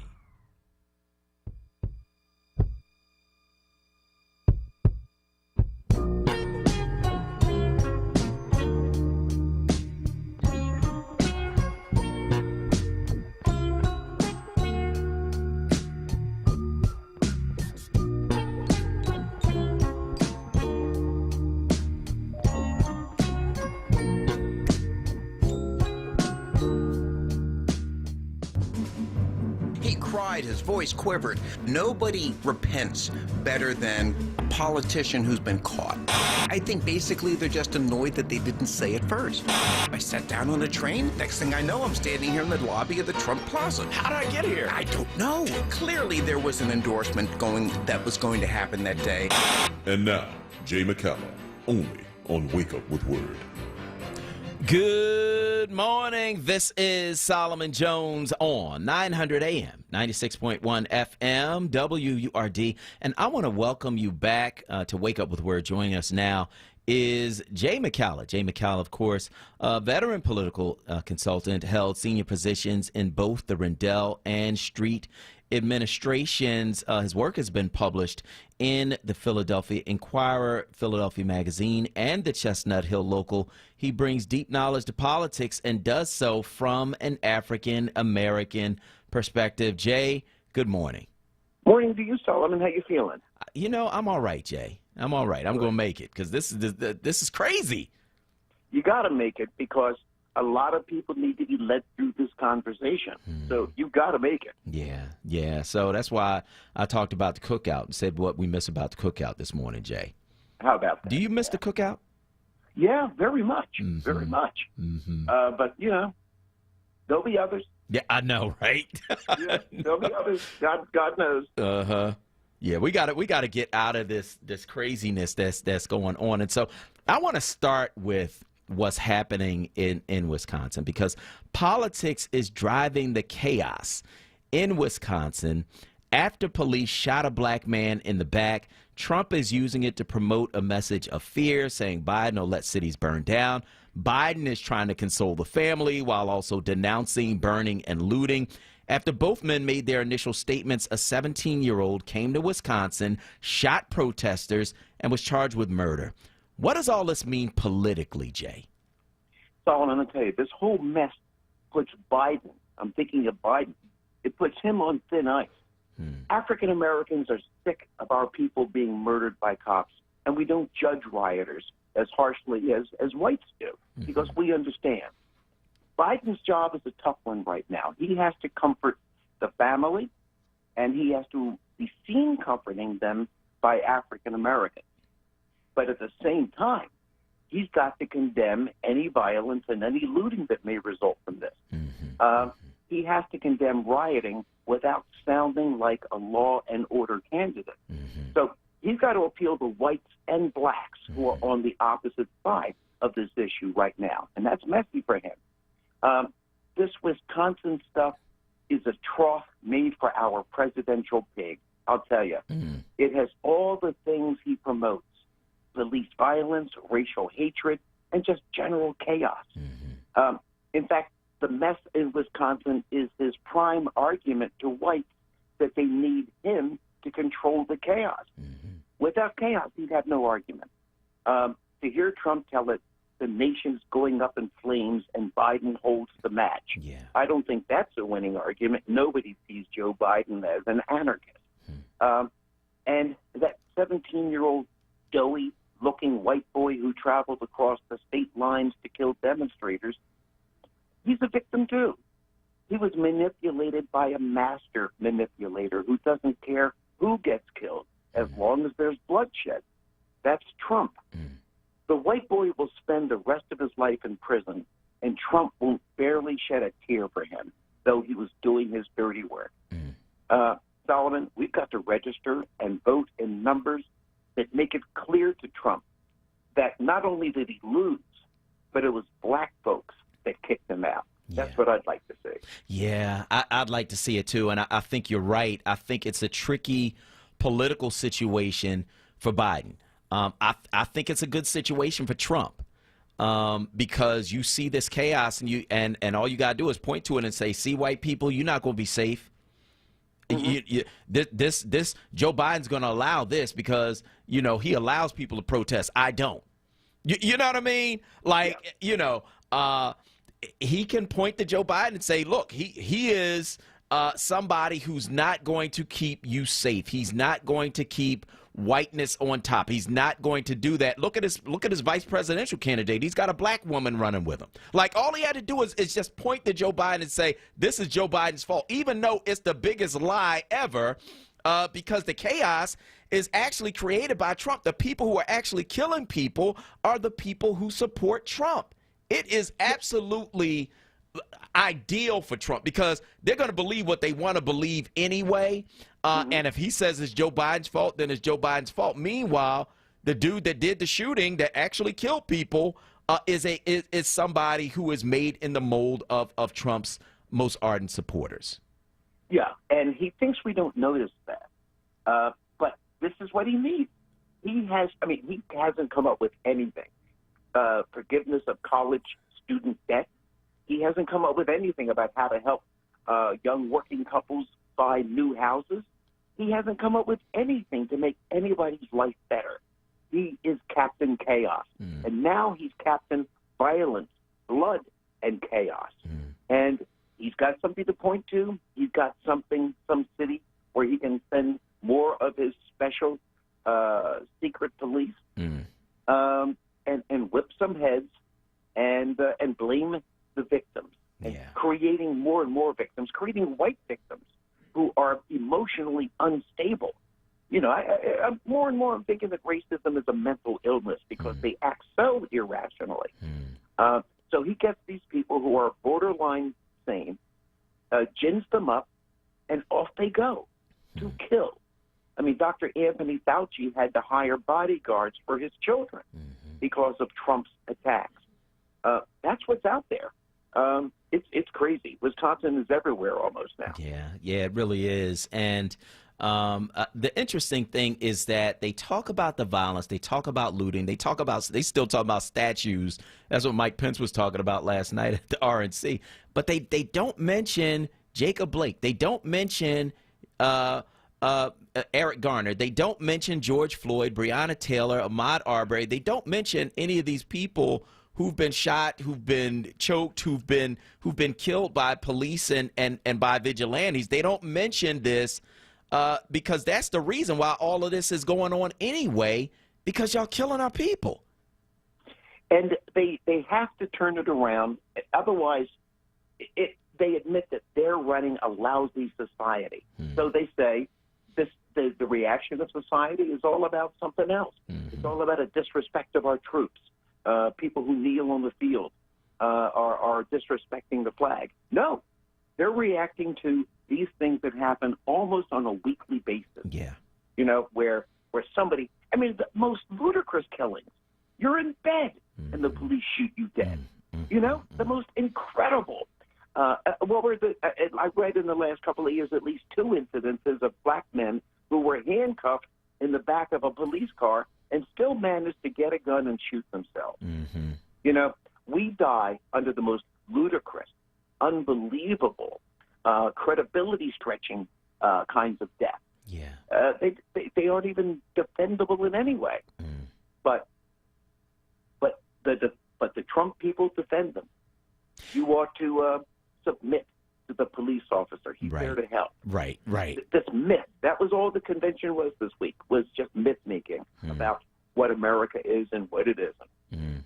So let's talk about the convention, because the Republican National Convention spent the week trying to reach out to people Trump has alienated during his time in the White House. They did a citizenship ceremony for immigrants, had a Navajo chief say Trump's done a lot for them, had Herschel Walker say Trump is not a racist, and got a bunch of white women to say Trump is not sexist. Did it work, Jay? I'll tell you, Solomon, on a recent trip to London, my friends and I, we wound up in a nice section of London, but it had some bars and 1 or 2 houses of prostitution. Okay? Nice section, though. The houses of prostitution all had 2 things. In the window, they had a real, live, beautiful woman, and next to the window was a cop. Every little shop had that. The cop issues a warning to everybody who passes by. He says this, and I remember it word for word. The woman in the window bears absolutely no resemblance to the woman you will meet when you get inside. Okay? He's warning you now. The cop is warning consumers that they're about to get ripped off in a bait and switch scam. And that's the kind of warning we needed this week for the RNC. As you said, they featured newly sworn-in citizens. There was a presidential pardon for a black man. You would think this is the nicest political party ever born. But that's what Trump puts in the window. But the reality, once you get inside, is far different. The joint is full of neo-Nazis and white supremacists, not people taking the oath of the Pledge of Allegiance. Trump's people, these crazies, they tried to sell Americans on the idea that Biden is dangerous. He put that in the window. But once you get inside, you see that it is the Trump people who are dangerous. Those yellow-toothed worshipers are the dangers that confront America. They're full of hate, corruption, and evil. And no TV show, and they put on 4 nights of TV, no TV show can hide that. But even what they presented on TV wasn't kosher. Poor Herschel Walker. I know. He's mentally ill. He's long been diagnosed with a split personality, schizophrenia. But there, he wheels him out to make a speech on his behalf. It doesn't matter. Between Walker and Kanye, it seems the only black support Trump has is from black men who are off their rockers. Okay? I may be wrong, but I'm not the first person, thinking back to the convention this week, to observe that Don Jr. looked as high as a kite during his speech. He did. His eyes were red and watery, and I think he should not have been allowed to drive home, you know? Republicans still put their best foot forward and still come off as racist, because racist is what they are, no matter how good their best foot forward is. They're xenophobic, Islamophobic, homophobic, but at their inner core, they are solid racists, and that message got through. As weird as it may seem, these conventions actually matter. 13% of eligible voters at this point are undecided. Can you imagine? I don't know who these idiots are, but there's a lot of them. They could swing an election. Solomon, 13% undecided are obvious idiots who shouldn't be allowed to dress themselves in the morning, but we have to watch them. The undecided vote elected Trump 4 years ago. So we got a lot of dangers out there and a lot of things that mean something and might mean something else. 13% undecided may swing it for Trump. Well, here's what I think. I think that the undecided voters are people who you know, they don't have any allegiance to either party, because I think they understand that both parties have significant downsides. I think that these are people who, you know, they're going to think for themselves. And you're right. They're the people who are going to decide this election, because I think for those of us who look and see that, you know, Trump is a racist, I don't know any other way to put it. He's a racist, right? And they see that Biden is moderate and maybe not far enough left for them, right? You know, they're still trying to decide. And obviously these are people who it's not really like their life is not going to change much either way, right? They think that, you know, look, you know, maybe I'm white, maybe I'm middle aged, maybe I'm a man, you know, and so, you know, I've already got my wealth, I've already got my security. Either way, I'm not going to be the guy at the end of that 7 bullets in the back like Jacob Blake. Like, you know, maybe it's those folks who are undecided, who are like, okay, well, I'm voting based on, you know, my ideology. Whereas for black folks, you really need to be voting based on your life. This is about your life being at risk with a racist in charge. That's how I see it. But, you know, you got some folks, Jay, who just they don't have the same experience that we do. And so I think they look at it a little differently. Yeah, and that's unfortunate, because you'd like to think that being born of woman gives you common experience, that everybody would be offended at the Mexicans who are being caged, separated from their parents, and caged in borders without toilet paper, without toothpaste, and certainly without decent sleeping accommodations. And I bet you there's no air conditioning down there. So you would think that that would be the common denominator. But you're right. A lot of people see themselves as, well, I'm wealthy, I'm retired, I'm out of the system, I've got no stake. I can play games with this election. You know, I don't have to be principled. I can have a little fun with it, since it really doesn't affect me. But I'd like to think all my neighbors care something about me and will be motivated to vote, even if they don't care about their issues, care about me. You don't want to see me shocked, okay? Yeah, how about that? How about that? And we'll see. We'll see what happens, man. But, you know, we're going to go to break. And on the other side, we're going to continue our conversation with Jay McCalla about what's going on with politics. I'm Solomon Jones. We'll be right back. Recovery starts with a call. Pennsylvania's Substance Use Disorder Hotline is staffed by real people who are trained to help. They're here 24 hours a day, 7 days a week. They'll get you or your loved one into treatment regardless of your access to insurance. If you or someone you know is suffering from addiction, call 1-800-662-HELP. Recovery starts with a call. Paid for with Pennsylvania taxpayer dollars. RG Electrical Inspections provides electrical inspections for realtors, licensed electricians, and homeowners. RG is a certified plans examiner and licensed underwriter, providing assistance for PICO outages. RG is also listed on PICO's website. RG Electrical Inspections is a licensed and insured underwriter serving Philadelphia and surrounding areas. Call if you have plans to review today. 267-902-1655. Be heard. Want another way to join the conversation? Follow us on social media using the hashtag onWURD. Be heard. Stay connected to Word Radio. Independent Black Media. In the fight against COVID-19, we are grateful to those treating disease on the front lines every day. This is Lorena Marshall-Blake, Vice President of Community Affairs at Independence Blue Cross, reminding us that there are also others keeping us strong and healthy. In our neighborhoods and communities, we see essential workers in post offices, sanitation, and public transportation. Still others in food markets, delivery services, restaurant takeout, and more. Throughout the region, volunteers are organizing food donations, assisting those in need, and arranging safe visits and connection for the underserved and seniors. Neighbors, all essential for our physical and mental well-being in this challenging time. For more, visit ibx.com/COVID-19. Together, they are helping us to beat COVID-19. A global pandemic. Dozens of police shootings, nationwide uprisings, National Guard on city streets, and that's just in the past 6 months. It's time to set an agenda. a black national agenda for the next administration. Tune in to Word Radio and Word TV this Friday, August 28th from 7 p.m. till 10 p.m. for a special live broadcast of the 2020 Black National Convention, presented in partnership with New Voices for Reproductive Justice, featuring a series of conversations, performances, activations geared toward engaging, informing, and mobilizing Black communities, and the ratification of a Black national agenda ahead of the November elections, guided by the Vision for Black Lives, anchored by reality check host Charles Ellison. Don't miss it. Be sure to tune in this Friday from 7 p.m. till 10 p.m. for the 2020 Black National Convention, exclusively on Word Radio, 96.1 FM and 900 AM WURD.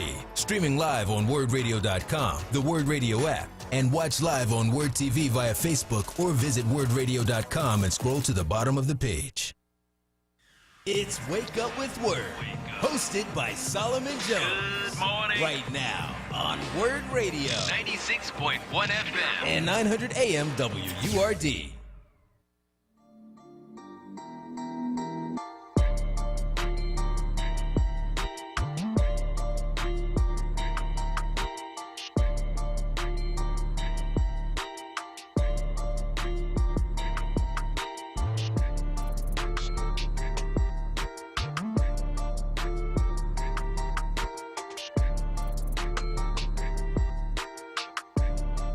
Good morning. This is Solomon Jones on 900 AM and 96.1 FM WURD, and we are back with Jay McCalla. He held senior positions in both the Rendell and Street administrations, and his work has been published in the Philadelphia Inquirer, Philadelphia Magazine, and the Chestnut Hill Local. He brings deep knowledge to politics and does so from an African-American perspective. So, Jay, yes, there is a topic that I never thought would be political, the post office.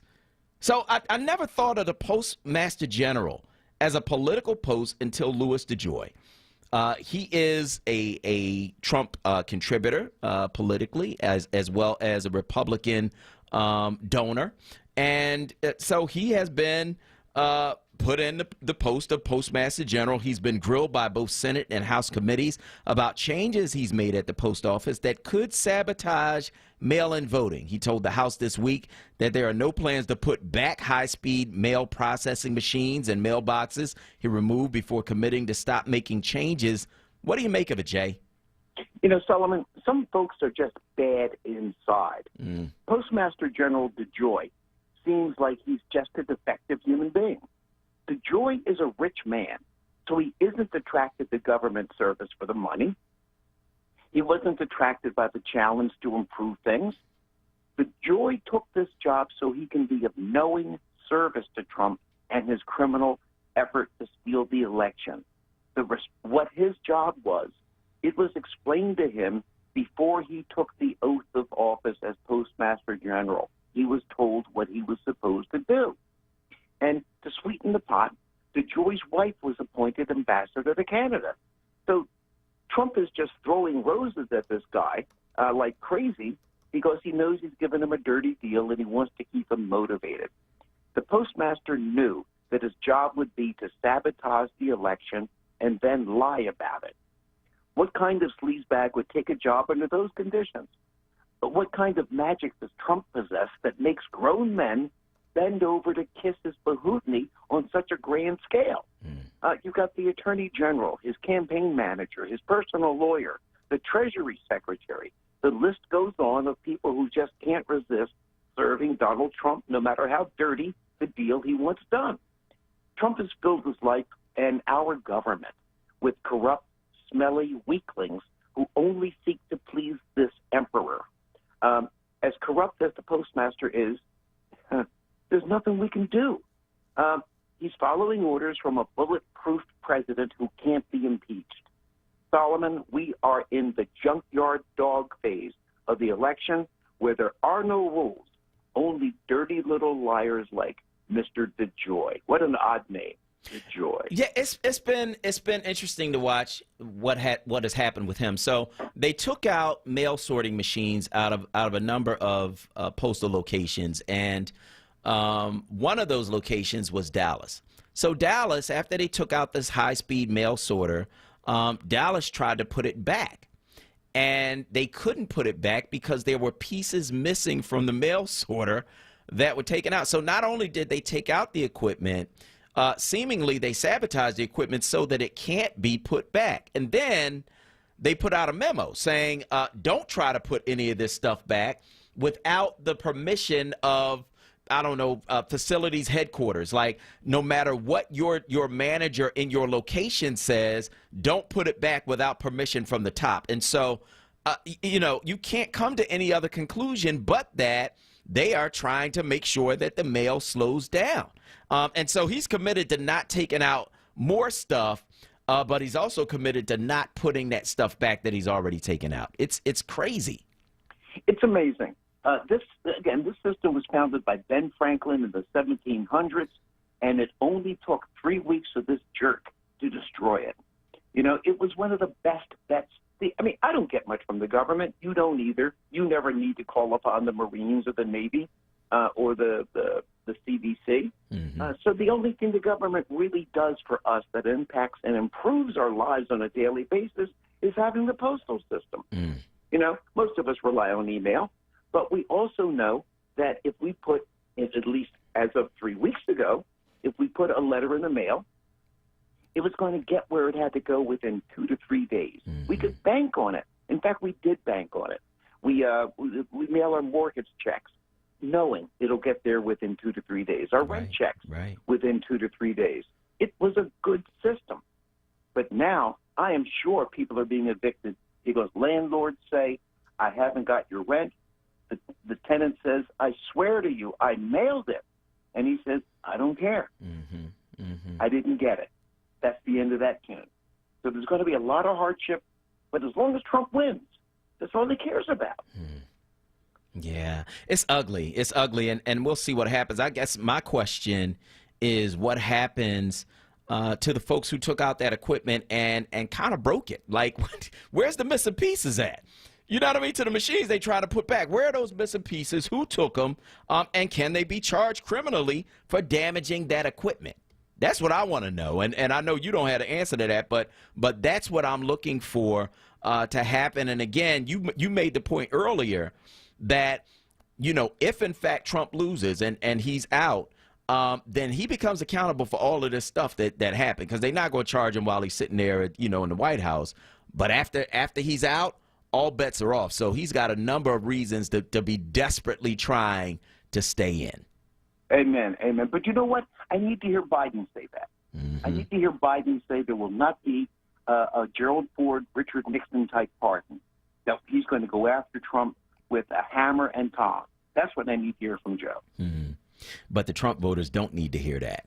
And the undecided voters don't need to hear that. And I think that's the dance that Joe Biden has to do right now. Because, you know, bottom line, he want to win. So there's certain things that he's just not going to say right now. And I think that's, and I think that makes some people feel real icky. You know what I mean? Make you feel a little bit dirty. Like, you know what you're supposed to be doing, but you can't really say it because you need those votes. Yeah. We're going to have to cut Joe some slack. Just a little bit of slack. So in the meantime, there's some other stuff that's going on. One thing that's happening locally, right? Even as you got people trying to sabotage mail-in voting, trying to sabotage the system, there's some folks who are trying to bolster the system. One of them is the nonprofit Center for Tech and Civic Life. So they're giving a $10 million grant to Philadelphia to help us open 800 polling places across the city, set up 15 neighborhood election offices for in-person early voting using mail ballots, install at least 15 mail ballot drop boxes across the city, give poll workers $100 in extra coronavirus hazard pay, and buy equipment to process mail ballots. That $10 million does almost double the city commissioner's budget. Their budget is around 12. Can they possibly mess this up, Jay? Solomon, I have a very deep concern about the Center for Tech and Civic Life. Okay. It seems they want to run our election for us, and I'm not cool with that. He who pays the piper calls the tune. And if this group demands we change some of our procedures, our election procedures, we'll have to do it in order to keep that $10 million they promised. A group this rich and sophisticated should have an impressive website, and they don't. Their board of directors has 5 members, one of which is the executive director. And this suggests to me that it's a small organization. So how does a seemingly small organization get their hands on this kind of expertise and $10 million? I've never heard of a nonprofit corporation offering to pay to operate and staff the public elections of a major American city. I'm an optimist, and I rarely say what I'm about to say, but it seems too good to be true, okay? Don't know a whole lot about these folks, but on the face of it, I don't trust it. But the real crime here is that our city commissioners plainly have no clue about what they're going to do in November. A few months ago, they said they needed the National Guard, and without the National Guard, they couldn't conduct elections in Philly. Is there any news on that? With our current resources, the November election is going to be one mammy-made mess. We are the most important city in this swing state. If we choke in Philly, Trump may just get 4 more years based on our failures here. Solomon, we need to light a big fat fire under the big fat bahooties of the mayor and Chairman Brady, because right now they seem to be asleep. They don't seem to understand that nobody has confidence that Philadelphia will be able to staff and operate the election, COVID or no COVID. We just don't have, according to the commissioners, what it takes to run the show, and the mayor doesn't seem to care. I think it's going to be interesting to see what happens, because they're giving the money so that the city commissioners have more money to do what they need to do. The city commissioners still by law are in charge of the election. And so we'll see what happens with that grant. But, you know, I think my biggest concern is that you have an apparatus in place that has really not worked at an optimum level ever. And given the resources that they need to operate at an optimum level, will they be able to do it? That's my concern. My concern is less this nonprofit giving the money than how our folks are going to spend the money. Are they going to mess the money up? That's really that's my concern, Jay. That's my concern. What do you think? Will they mess the money up? Oh, if they give it to us to spend? Oh, yeah. Can you imagine some of these ward leaders who, where's mine? Where's mine? Yeah. Where's mine? No. Give it to us? No. We don't know how to spend money. We really don't. Normally we hire tons and tons of volunteer workers. Not hire, but we do hire volunteer workers for elections. And we don't really sort the quality of people. We'll take the names of a ward leader. It's all about election day, paydays, money from candidates to support them. So if somebody's going to put $10 million into our election system for us to handle, no, sir.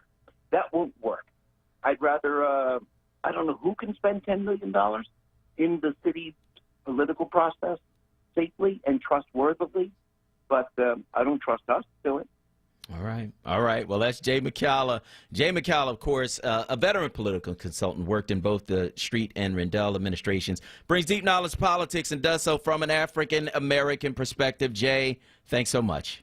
Always a pleasure. All right, we're going to go to break. On the other side, we're going to continue the show with your calls at 215-634-8065. I'm Solomon Jones. We'll be right back.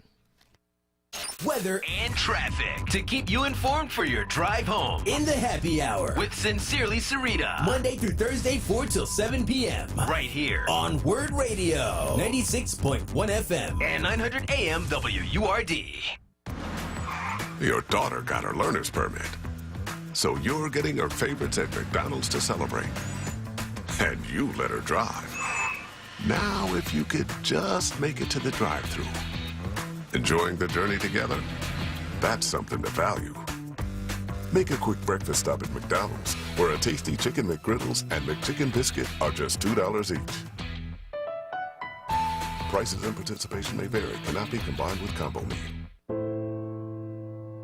The coronavirus continues to affect us all, and AARP is here in Philadelphia, actively supporting you and your community. Every day, they're providing trusted information from experts, working to protect people from fraud, supporting family caregivers, and making it easier for neighbors to help neighbors through the new AARP Community Connections website. Learn what AARP is doing to connect and support our community during this unprecedented time. We may be apart, but we're not alone. Click to connect at aarp.org/near you.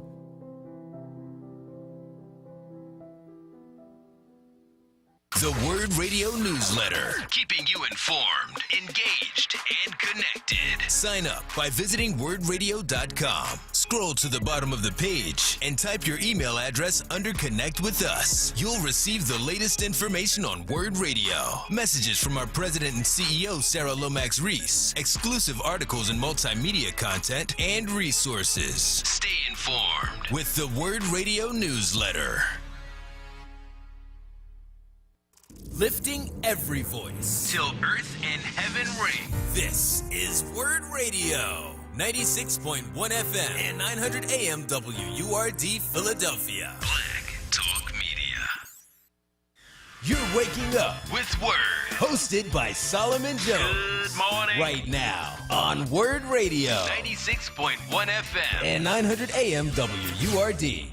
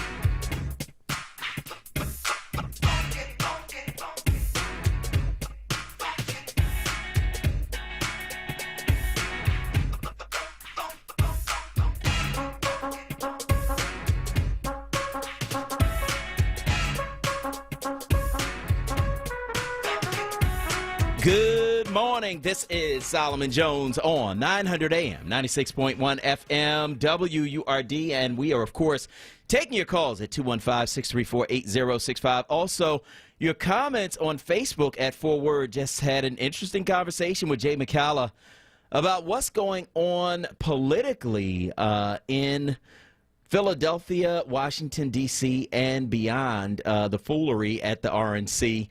$10 million coming into Philadelphia to help with the elections and, of course, the Postal Service and what's happening in Wisconsin and what it means for both candidates running for President of the United States. We're going to go right to the phone lines. 215-634-8065. That is 215-634-8065. That is the number that you can call to get in on the conversation. Let's go to Rebecca from West Philly on line 1. Go ahead, Rebecca. Good morning, everybody, and thank you for taking my call. You're welcome. I really enjoy your conversations with Jay and with Lynn and Tim and Roxanne. It's a lot of information. Thank you. But what prompted me to call this morning is Rita. Rita, stop drinking that Kool-Aid. Please. Or change your flavor or something. I don't think I've drank Kool-Aid since Guyana. But Rita, please stop drinking that Kool-Aid.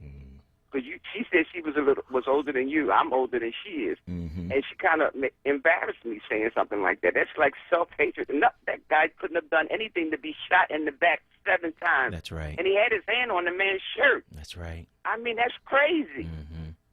But again, thank you for your interviews. I really get a lot of information from them. Thank you so much, Rebecca, and I appreciate and I agree with you wholeheartedly. Like, what are you talking about? You know what I mean? Like, you know, what did he do to deserve to be shot in the back 7 times? You know, how do you bring that upon yourself, right? When you haven't harmed the person who's shooting you, right? Or harmed anybody else in that instance, right? You know, whatever happened before. What that got to do with that moment? You understand what I'm saying? This is what I need y'all to understand. That each time these things happen to people, the smear campaign is going to come out to try to paint the person as someone who deserves the injustice that they've suffered, right? You know, when Botham Jean was shot in his house, they talking about, oh, we found weed in his house. What that got to do with the woman coming in his house? He's sitting on the couch eating ice cream. Coming in his house and shooting him. What does that have to do with it?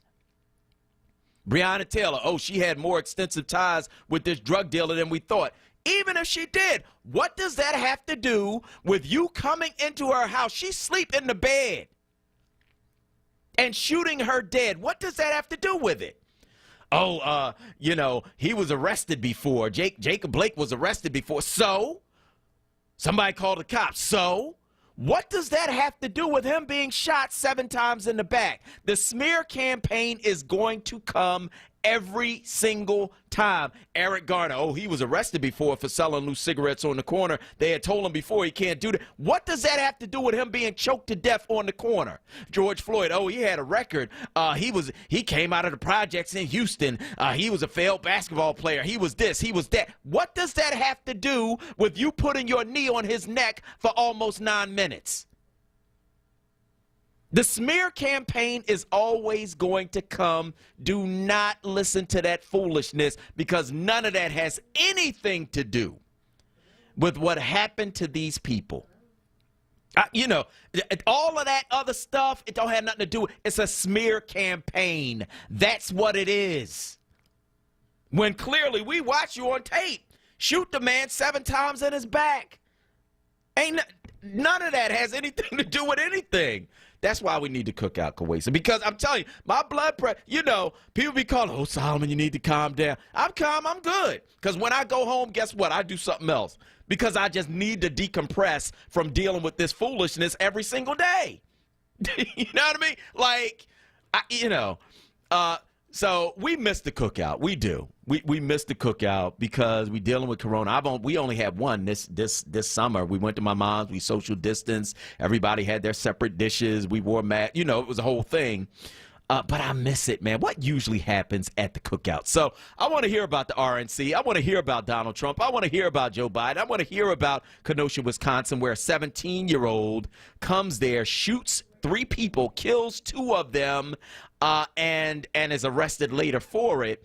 But he's walking around with a semi-automatic rifle, and the cops are letting him do it. I want to hear from you about all of that. Give me a call, 215-634-8065. That is 215-634-8065. That is the number you can call to get in on the conversation. You can also, of course, weigh in on Facebook at 4WORD. That's FORWURD, FORWURD. Let's go first to Philip from West Philly on line 3. Go ahead, Philip. Good morning, Solomon. How you doing? I'm good, brother. How are you? I'm good, thank you. Yes, yes, I was, glad to hear, that the, NBA players decided to take a stand. Yeah. And, and I think the, black athletes in the rest of the league should do the same too. Major League Baseball, the NFL, because, look, because our black athletes over the years have made a lot of money for these rich white owners and commissioners. And also, the majority of the people that attend the games, are white as well. And we're not seeing justice served like it should be. Right. And people, they're getting sick and tired of being sick and tired. And it's about time to send a message, from the injustice in our criminal system, the injustice in our education system. I mean, you name it, everything. Yes, and Yes, as far as the yes, cookout. Mm-hmm. Okay. What I miss from the cookout is besides all the good barbecue stuff like the ribs and chicken and stuff, like the different salad. Yeah. Yeah, it's always some good salad. You got potato salad. You got macaroni salad. You got garden salad. Sometimes you get fancy. You get a little Caesar salad. Absolutely. I miss that, too. Thank you, Philip. I appreciate that. I want to hear from you. Give me a call, 215-634-8065. Who make the best potato salad? Now, I'm going with my mom and my aunt. They kind of a tie because they kind of have the same style of cooking. My mom and Melanie's mom. You know what I mean? They tied on the potato salad. Who makes the best salad? Because here's another thing, Kawesa, and it's part of black culture. You know what I mean? I need to know before I stick my spoon in that salad, who made the potato salad. Am I right? Oh, you're absolutely right. You got to know. You got to know. Because, some people, they be putting some stuff in it, and I don't want raisins in my potato salad. I don't want grapes or, anything weird in my potato salad. Like, no. I have to say that my mom makes some really, really good potato salad. And I try to, mimic mine after hers. Oh, her potato salad is so good. Mm-hmm. It's delicious. Mm-hmm. That's it, and that's how you know you're a mom. You gotta learn how to make potato salad. Black mom, you gotta learn how to make potato at the very least. You know what I mean? That's like a minimum requirement. I want to hear from you. Give us a call, 215-634-8065. That is 215-634-8065. That is the number you can call to get in on the conversation right here at WURD. Lamar from Camden is on line 1. Go ahead, Lamar. Good morning, Solomon. Hey, How's brother. everybody doing? Good. How are you? I want to start off with not necessarily the doom and gloom, but one person said it correctly on another show I was watching. But the post office is a service; it's not a business. Mm-hmm. We have never asked the military to provide us with a budget. How about that? How the way they're spending our money. We throw thousands and thousands on wars that they claim that we shouldn't be in, without an inkling, not a question of where they're spending the money at. Absolutely. This thing, the post office is part of the Constitution. Yeah, we are trying to make it as just something to do. Mm-hmm. So I talk about these folks who are call themselves constitutionalists, but yeah, we are. The narrative is scary, Solomon, and what Trump has exposed is the weakness in our democracy. Yeah. That it doesn't take much, and there seems to be no consequences. Even when they're talking about the Hatch Act, it seems to be no teeth whatsoever. And people are going into twisting themselves in knots. Some of the simplest things. Yeah. Next thing, the RNC, especially the black folks. I was flabbergasted because what reality are you living in? Yeah. Herschel Walker, not invited to the picnic. No, ever. not at all. Lastly, about the 17-year-old.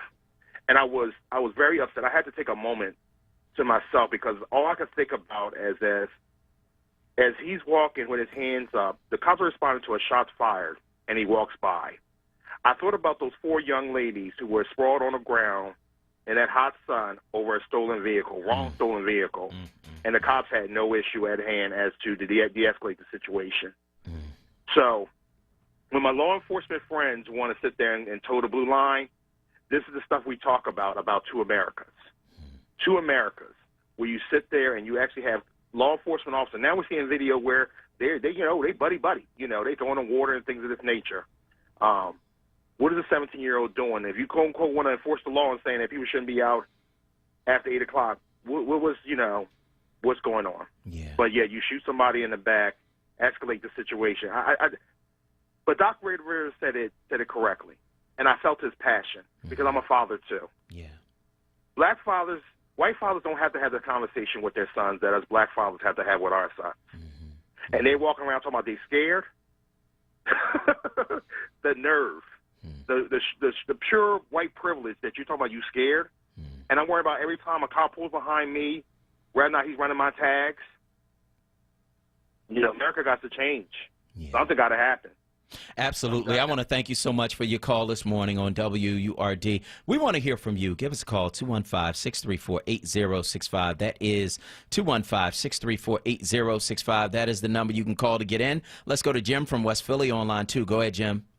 My mother made the best potato salad. Okay. I haven't tasted it in 25 years because it's been that long, but I tasted it like yesterday, so that had to be the best. I mean, how can the taste last for 25 years and it's still just like yesterday? How about that? But tomorrow will be her birthday. You know, that's special. But I'm wondering. I think about a lot of things. I'm wondering about the city. I'm wondering, and this is from a financial point, economic point. Yes. How are they going to ever reconcile these taxes? I mean, I'm hearing that at one time in the center city during the day workers, you had like 500,000 people. Now it's down to 100,000. The people that work remotely and everything, are they still being charged wage tax if they're not in the city? Yes. Ooh, how'd that be? They ain't in the city. They ain't working in the city. Yeah, but if the business is in the city, you still get the same taxes. Yeah, I'm pretty sure of that. The businesses would be responsible for the business taxes, but I'm talking about the actual worker census based on them working in the city physically. They no longer do that. Yeah, nobody's wage taxes have changed. Oh, okay. And then all of the residual money that they would spend every day. I mean, now that's where people get hurt, because you've got and I was talking to my wife about this. We passed by Broad and Arch, and there was a pizza place that was across from Hahnemann Hospital. And I remember Hahnemann Hospital closed before all of this went down, but the pizza place is now closed. And I'm sure that place depended on the workers coming from Hahnemann Hospital to patronize their business. And so you've got businesses that spring up around, restaurants, food carts, food trucks, all kinds of stuff that kind of spring up around these places of employment. And when the employees are gone, they're hurt. You're absolutely right. So yeah, those are the things I was wondering. How are they going to reconcile all of that? Because it just seems like an impending serious problem coming for the city financially, and all of the cities like this. I mean, things like this. How is the president? Because it's going to come down to that federal level. How are they going to deal with it? What plans they had to actually bring the whole country back? I mean, they doing all of this talking, but just say how and what you're going to do. If you don't know now, before you're elected, how are you going to know after you're elected? If you don't have a plan now that's workable, how are you going to do it afterwards? I mean, you should already know what you need to do and tell people about it. I'm going to really, really consider my vote, but I would really, really like to have more information on how. All right, Jim, I want to thank you for your call this morning on WURD, and I'm listening to you, but I'm also watching the Kenosha, Wisconsin police chief.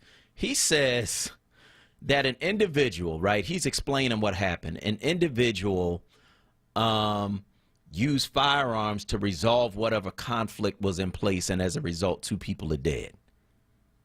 Resolve a conflict. You out here shooting people. Like, what do you mean? Like, the language that they're using, the way that they interacted with this young man and with the others who were out there armed, talking about they protecting property. No, you out there to kill people.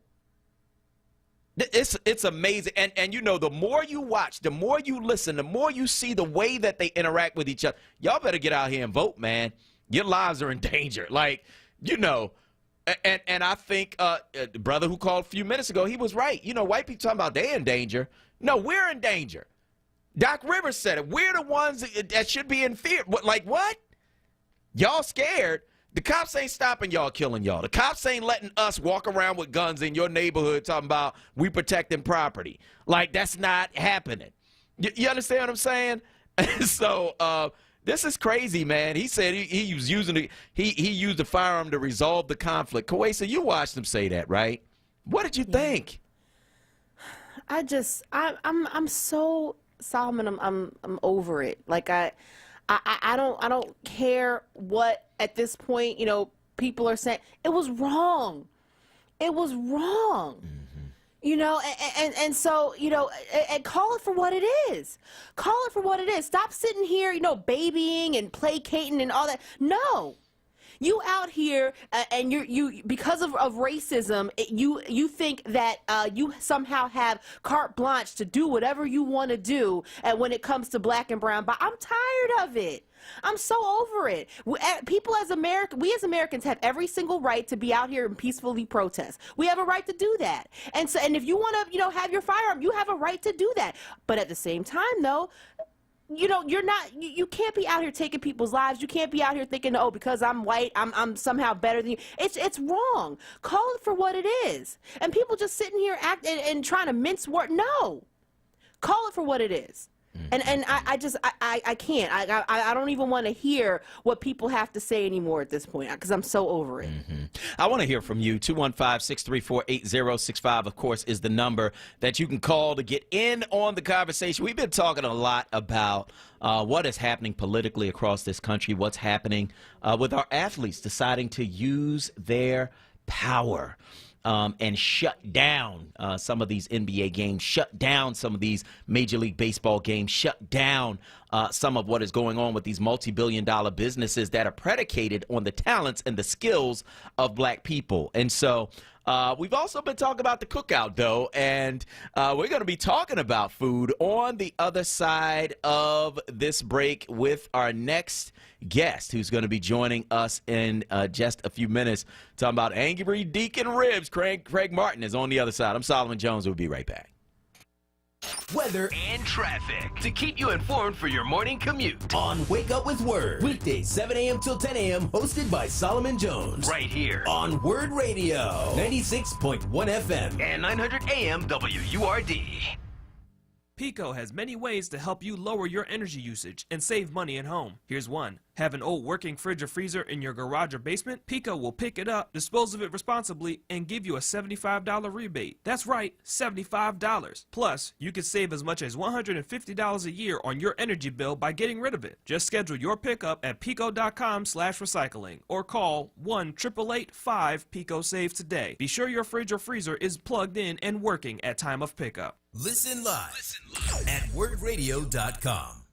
Dietz & Watson has been making premium meats and artisan cheeses for over 80 years. And when it comes to stacking sandwiches and party platters, they've got something for everyone in the family, like maple honey turkey breast, American cheese, buffalo chicken, and more. So get to your local deli and taste 4 generations of family recipes. With Dietz & Watson on the table, you'll have everyone coming back for seconds and thirds. Dietz & Watson, it's a family thing since 1939.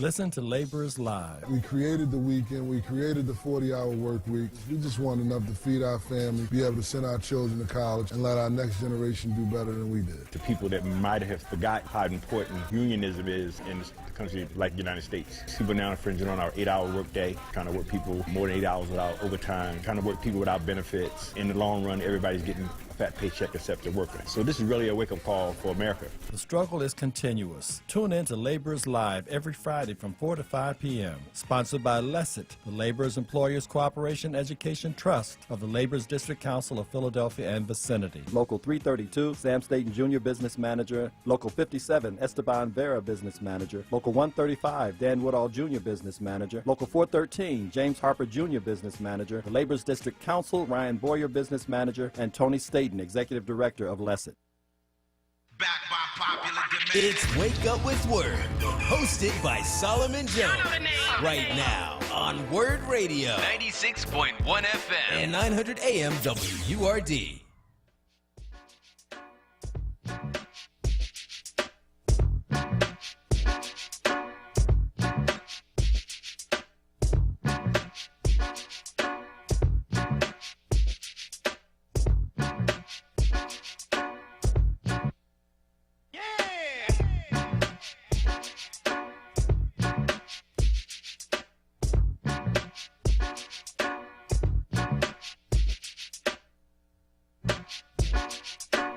Good morning. This is Solomon Jones on 900 AM, 96.1 FM, WURD. I'm going to welcome you back to Wake Up with Word. We've been talking about a number of things this morning, including how much you missed the cookout.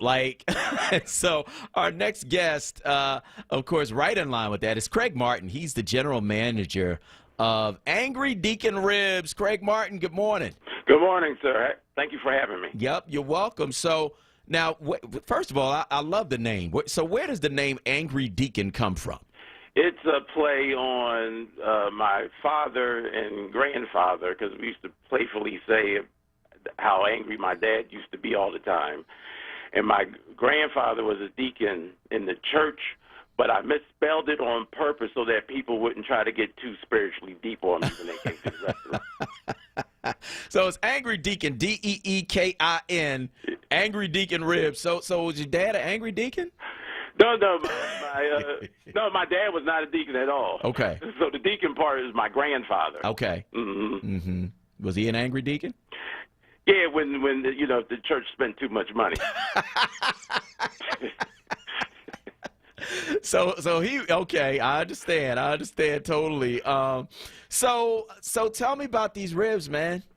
Well, the pork ribs are the specialty, and I know that everyone says that their ribs are good, but for me to name the restaurant Ribs, they have to be good, because that's bold to do. It's not barbecue. I said ribs. Mm-hmm. So it's just the rub was developed between my father and grandfather. Now I have it. So that's our specialty. But we do the basics. But I kept it. I only cook what I know how to cook. So you're not going to see all the other stuff. We only do 5 meats. Mm-hmm. Mm-hmm. Okay. So what are they? Pork ribs, beef ribs, chicken wings, pulled pork, and brisket. That's okay. it. All right. Now, how long do you cook your brisket? Well, it's around 12 hours. Okay, 12 hours. Okay. All right. Okay. Now, what do you do to your ribs? One thing, I don't want you to give out all your secrets. I wouldn't ask you to do that. What's one thing that you do to your ribs that makes them special? I would say,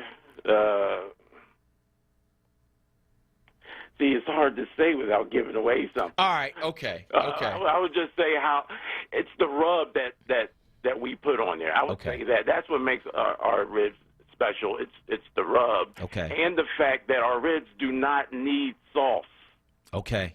We don't want you to put barbecue sauce on our ribs so that you could taste the meat. See, a lot of places want you to put barbecue sauce on it because their meat has no flavor. That's right, to cover up the fat. Cover it up. We don't want you to put sauce on it. Okay. All right. Now you sound like you doing a little something. Now, we've been talking about the cookout, so we already hungry. Right. Right. So where is Angry Deacon Ribs located? 1019 Spring Garden Street, between 10th and 11th. We're right there, across from where Union Transfer is, where the old spaghetti warehouse.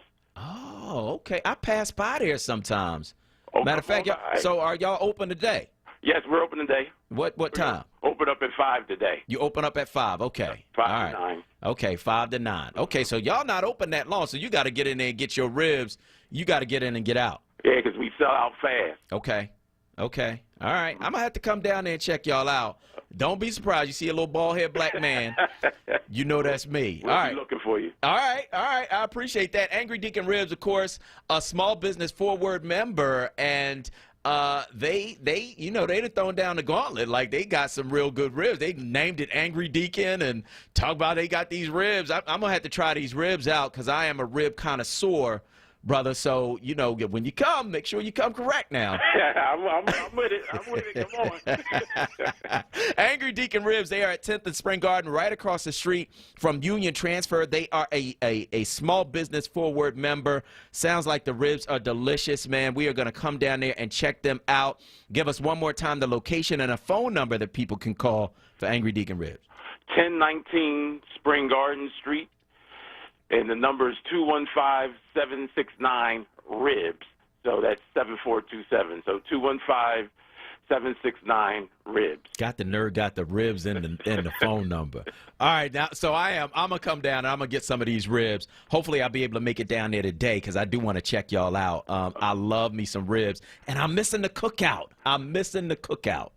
Yeah, that's the style I do because it's we don't do cookouts anymore. You know, back in the day, you know, the uncle, your dad or whatever back there, you know, with over the grill. You know, that's the kind of style I'm trying to keep going. Not this, you know, this restaurant thing where you don't even smell barbecue when you walk in. You don't smell nothing, but it's a barbecue place. When you walk in Angry Deacon, you know we back there doing some barbecue. Okay. All right. That's what's up. We're going to check it out. That's Craig Martin, General Manager of Angry Deacon Rib. They are a small business forward member. We appreciate you. Thank you so much for joining us this morning on WURD. Thank you. All right. So we're going to take your calls, 215-634-8065. That is 215-634-8065. That is the number you can call to get in on the conversation right here at WURD. Whole lot happening. Black folks using their power.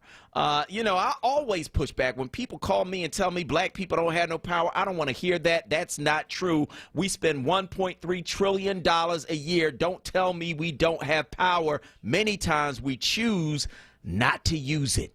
But the NBA players decided yesterday that they were going to use their power in order to shut down what is happening in the NBA. There is no, we ain't playing no playoff game tonight. Started with the Milwaukee Bucks because Jacob Blake was killed in Kenosha, Wisconsin, outside of Milwaukee. Not killed, but shot 7 times in the back by a police officer outside Milwaukee. The Milwaukee Bucks said, we're not playing. The Orlando Magic said, you know what, we're not playing either. The Milwaukee Brewers, the baseball team, said, we're not playing.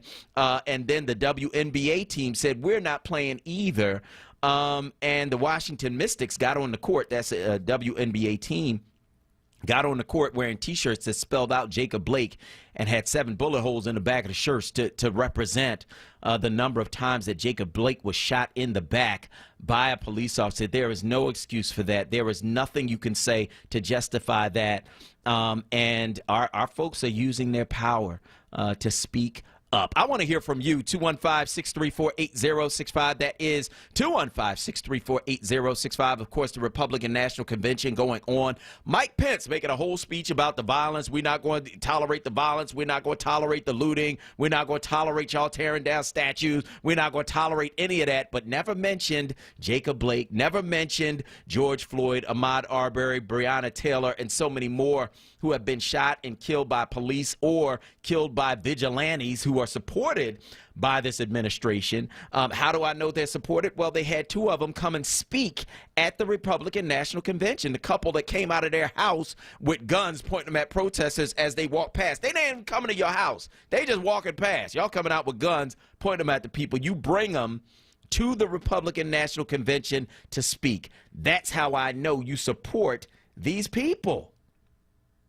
Then you got a 17-year-old come to the protest, shoot 2 people dead and wound a 3rd, and gets to leave Wisconsin. Now, they eventually caught up with him. They've charged him with murder. But it's unbelievable to watch what is going on. And that's why you need the cookout, Kuwaisa. That's why you need some time to kind of decompress, have some grub. You know, I'm hearing about these Angry Deacon ribs. I'm going to have to check those out. But what do y'all miss about the cookout? So we got a whole lot to talk about, full bank of calls. We're going to go right to the phone lines and talk with Walter from South Jersey on line 3. Go ahead, Walter. Good morning, King. How you King Solomon and Queen Kuwaisa. How you both? Good. Yeah, speaking of those Angry Deacon ribs, I would have my wife macaroni and pleased for the grub. Right. And at that picnic, I would not invite, correlating what we're talking about today, I would not invite Herschel Walker. Straight up, I've interviewed him many times with the Philadelphia Eagles and all. Coincidentally, Herschel used to work for Donald Trump when he was playing in USFL. So he was doing a job for his master. And the Philadelphia Phillies and the Nationals, the Washington Nationals, I can't understand why they could not work in solidarity with the other major league teams and sit out that game too, because they're going to lose. They're not going anywhere anyway. Both teams at that.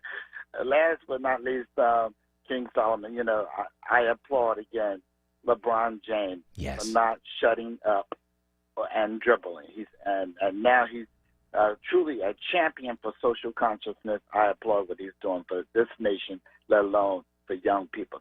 Those kids with the Promise program over there in Akron, Ohio, gotta be so proud of him. No doubt. You are right about that, and I want to thank you. Proud of you. Thank you, brother. I appreciate that, and thank you so much for your call this morning on WURD. Let's go to Wes from Mount Airy on line 4. Go ahead, Wes. Good morning. Good morning. Real quick about the post office. The post office, the reason why they're in this dire strait in terms of cash is go to the bill signed in 2006, the Postal Accountability Act. I forget the rest of it, where they have to pre-fund 75 years of pension and health coverage. What other company you ever heard has to do that? When it comes to the vigilante shooting, for me it's disturbing on a lot of levels, because you had a kid that come from Illinois. How did he get to Illinois? How did he get to Kenosha? Where did he find out? He goes to Wisconsin. He kills someone. They have video of him talking to people and talking to the cops. They have video of him the first shooting when he jumped on his phone and said he shot somebody. Then they have all this video footage. And then to see with him piling around with the cops, it just reminds me, it goes back to that study during the Bush era when Obama was coming in, when they sat there and said that white supremacy has infiltrated law enforcement. Right. I think that was 2004. 2006. 2006. We're now 2020. Yep. A lot of time is going by with that. And the most telling part, and I'm glad you brought up the press conference, think about how hard it was for that police chief to come out and sit there and say he was a thug or he was a murderer. He went over backwards. He flipped over backwards to try not to sit there and accuse that kid of doing what he did. This society is comfortable with white violence, and they always find a way to sit and excuse it. He's a 17-year-old. He's going to be considered a kid. But Trayvon Martin was considered an adult, and Tamir Rice considered an adult at 12 with a toy gun. That pretty much tells you what it is. And when you look at look at headlines on newspapers. They're trying to humanize this kid as much as they can, but then they vilify any other black person. That's pretty much it. All right, I want to thank you so much for your call this morning on WURD Radio. I'm going to go back to the phone lines and talk with B. Black from Philly, West Philly on line 1. Go ahead. Good morning, Solomon. Good morning. I was through with politics in school when John Wilkes Booth shot President Lincoln.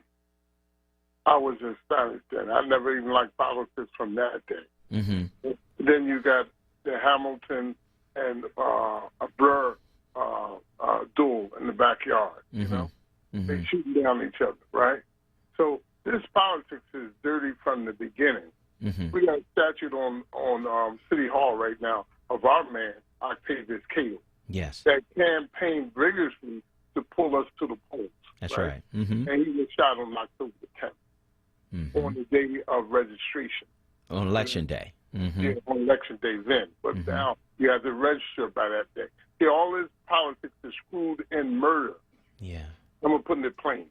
It's just screwed up with murder. So now in the street, the cops that are vigilantes themselves, right, by themselves, right? They stop our kids in the street. I seen them stop my son just 2 days ago. I'm up the street looking, hoping that he get away. You know, got a nice car and things like that. All they think is he's a drug pusher. And the door, and the rip, you know? And politics don't even matter. Because we got rude politics. We had a vigilante in office. That's all I got to say. All right. Thank you for your call this morning on WURD. Let's go to Mike from North Philly on line 2. Good morning, Solomon. How you doing today, everybody? I'm good, man. How are you? I'm doing pretty good. A couple of things, Solomon. First of all, the white racist establishment has pulled off the greatest Jedi mind trick ever to make that people think that black people are to be feared. In the meanwhile, they have committed some of the most heinous crimes ever on this earth. They done wiped out the Indians, kidnapped black people, killed all the animals, messed up the environment, but we're the ones to be feared. You know? And, you know, it is absolutely crazy. Like, when the Trump administration, the one word you will always hear with them is investigation. Because you got to investigate everything they do. They go to the bathroom, please investigate. You know, you know, and Herschel Walker standing up there looking like an abused slave. You know, it makes no sense. Where do you find these guys from? I know. And the very last thing I missed about the cookout is the cookout chatter. You know, once you get your food, your plate, and you sit in the corner and you just listen, and you find out who doing good in school, who not working, who getting cheated on, who pregnant, who owes somebody money. I miss that. Thanks for taking my call, Solomon. Thanks, Mike. I appreciate that.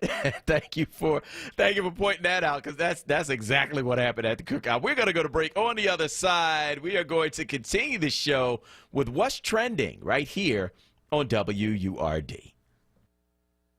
He was the heart of your family, and he taught you our history. He helped you fix your first flat. He was the best backyard DJ around. And every time he'd tell a story, he'd own the room. But now more than ever, he may feel alone. Today, older adults and their loved ones are struggling to connect, in a time when connection has never been more important. But there is something we can do. Embrace our older loved ones through StoryCorps Connect. With StoryCorps Connect, you can honor seniors remotely with an interview about their life. Every interview will be archived at the Library of Congress, becoming part of American history, so that years from now, future generations can listen in. All right, Grandpa, what's one piece of advice you have for me? Just 3 words, sweetheart. Live with courage. The man that had the best stories still has plenty of stories to tell. So connect virtually and share the conversation of a lifetime at storycorpsconnect.org/AARP. Connect, honor, share. StoryCorps Connect. A message from AARP, StoryCorps, and the Ad Council. Are you hungry today? Have your taste buds been sufficiently pampered? Call Eatable Delights for succulent and juicy turkey wings, no-filler crab cakes, or tender smoky beef ribs. You can pick up curbside or get delivery in Philadelphia, Montgomery, South Jersey, Delaware, and Bucks County. Call 215-236-3900 or stop by 1540 Wadsworth Avenue. That's 215-236-3900, because even your taste buds deserve pampering. And tell them Solomon Jones sent you. Support independent black media and join the onWURD movement now at 215-425-7875 or visit wordradio.com. We will never know how many of our friends and family members didn't get COVID-19 because we followed safeguards. We'll never know that number. This is Dan Hilferty, CEO of Independence Blue Cross, with a simple reminder of how much good we do for others when we protect ourselves. We'll never know how many lives we save because we wear masks, wash our hands frequently, and keep social distance. We'll never know exactly who we help, who we save when we take protective steps each day. We'll only know one thing for certain, that we did all we could to save people from the effects of a pandemic with the potential to overwhelm the region. And that's a nice thing for us to live with. Thank you all. For more on what you can do, visit IBX.com. Together, we are beating COVID-19. This is WURD Radio, 96.1 FM and 900 AM WURD Philadelphia. Independent black media. It's Wake Up with WURD, hosted by Solomon Jones. Right now on WURD Radio, 96.1 FM and 900 AM WURD.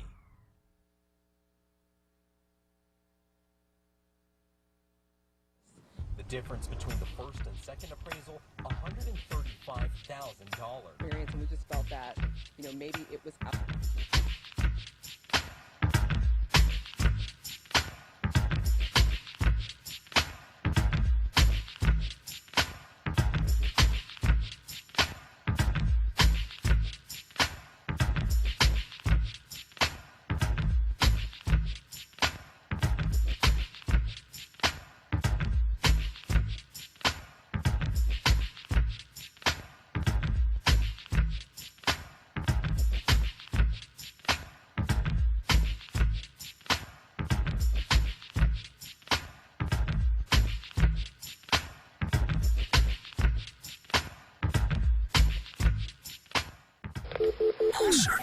Here's what's trending. Yo, that's crazy. On Wake Up with Word. The NBA season is on the brink of ending early after meeting Wednesday involving players, coaches, and referees that David Aldridge of The Athletic described as ending ugly. The remaining teams in the Disney World bubble held a meeting after all 6 NBA teams scheduled to play on Wednesday boycotted games to protest the police shooting of Jacob Blake in Kenosha, Wisconsin. And Kenny Smith walked off the NBA on TNT set on Wednesday as the show went to air. The broadcast was slated as pre-game programming ahead of playoff games scheduled between the Oklahoma City Thunder and Houston Rockets. Smith, a longtime TNT analyst and 10-year NBA veteran, said, "I think the biggest thing now as a black man and a former player, I think it's best for me to not be here tonight." And former Trump fixer Michael Cohen told CNN that he helped Jerry Falwell Jr. and his wife Becky ensure personal photos of the couple would not be released. On Tuesday, Falwell officially stepped down as president of Liberty University following a report that Becky had a sexual affair with Falwell's former business partner Giancarlo Granda. And that is what's trending. All right, so that's what's trending right here on WURD Radio. We want to hear from you. Give us a call, 215-634-8065. That is 215-634-8065. That is the number that you can call to get in on the conversation right here at WURD. You can also weigh in on Facebook at 4Word. Let's get some of those comments from Facebook. You can go there. You can watch us live, and you can comment at FORWURD on Facebook. Kawesa, what are they saying this morning on Facebook? So we do have a couple of comments here. We have Diane Gray saying, shout out to Kawesa, keep spinning the music. Thank you. We have Ozias Johnson chiming in too. Good morning to you. And Sandra Ali is saying Kawesa is a super person. I don't know. I'm trying to read all the comments here. Malik Stewart, it's sad that we have to treat interaction with cops as a life or death situation and hope you survive. Raphael Suleiman, the criminal justice system always depicts black children who are accused of crimes as fully grown adults. This is for sentencing purposes. If a white child goes bad, the system will always believe they can be redeemed. It goes to the systemic racism in the system. And then also, Norma Williams says, one monkey never stops, no show. So that's another comment that I saw there. And then Zen Motley saying, a black man is a danger. That is it. So, you know, that's another comment. Dolores Booker, it's sad because blacks smear their own. So that's another comment that was posted. Carmen Iris, meanwhile, they are posting Kyle Rittenhouse's good deeds. So that's one other comment that we have here. Talmaj Dickerson says, in Rita's defense, I think she was talking about de-escalation. We have to teach our kids that for their survival. I agree with the teaching our kids about that for survival, but I love you, Rita, but I was not feeling what you said earlier. Linda Shields, lastly, I said if one more incident happens to a black person and involve police brutality, I was going to stop spending my money at a major white corporation. But the NBA did it for me, and Portia on the Housewives got arrested for marching for an arrest in the Tawana Bradley case. Praise them all and God bless. I did see that as well. So those are a couple comments we have. All right. So I want to hear from you. Give us a call, 215-634-8065. That is 215-634-8065. That is the number that you can call to get in on the conversation right here at WURD Radio. Let us know where you are on these various things we're talking about on this morning show. Let's go to a different Mike from North Philly on line 2. Good morning. No. Okay, he's gone. So Madeline Dunn from Overbrook on line 1. Good morning. Good morning. We've been doing some fabulous work. Thank you. Y'all are just doing it. Thank you. From 6 in the morning going right on through. Thank you. Okay, that's number one. Number two, I just wanted to say to the young man that was on talking about who killed who, and that's politics, and that's politics. I want to tell him what real politics is. The murder is a part of getting what they want because everything is political from the womb to the tomb. I'm talking about the cost of potatoes. They decide what it's going to cost. Rice, shoes, the roof over your head. Everything is political.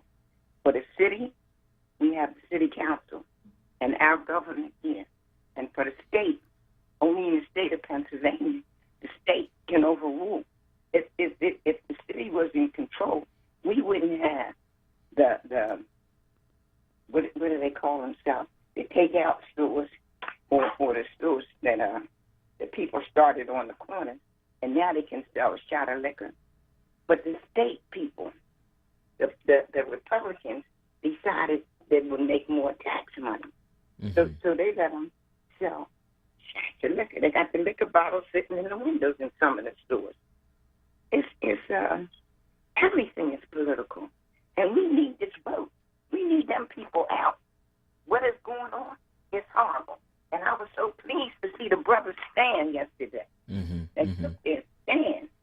Look, hey, they got some tears out of me because it's hard for us to make up our mind to do something together. It really is very difficult for us to do that. And so I was very pleased with that. And I'm going to be more pleased when more of them decide to make this the run. But I know also they might be giving up that job. They might come down and say, no. And then that means we're going to get ourselves after more games, and they're going to have their own team again. Then I think that's what we might have to do. All and right. I'm thanking you all of you, for all the work you're doing. Thank you. You're putting it in, and we're looking for a big win. If we don't come out of Philadelphia with 400,000 plus votes, we will not be able to carry the state of Pennsylvania. Look, I done told them. That's it. That's real. You need to have what's the name? You need to call me. Ali. Would you ask Sister Ali to call me, please? Thank you, dear. All right. Thank you for your call this morning on WURD. Let's go to Lynn from Darby on line 3. Go ahead, Lynn.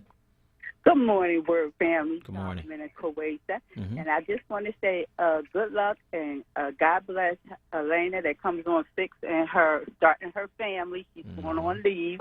And I just wanted to say, you're right, Solomon. We as black people, we have the power. So we got to use it. Our ancestors made sacrifices. Make sacrifices. Don't shop at these big stores anymore that support Trump. I was in line at a big department store, and I told this lady, I said, you know that man, those pillows you buying, that man supports Trump big time. And it was a black woman. She said, I know, but I need my comfort. No, we have to stop supporting people like that. And to keep scorecards on this money we're getting for the election, keep scorecards, register to be poll workers, and talk to young people. Ask them, are they registered? And just convince.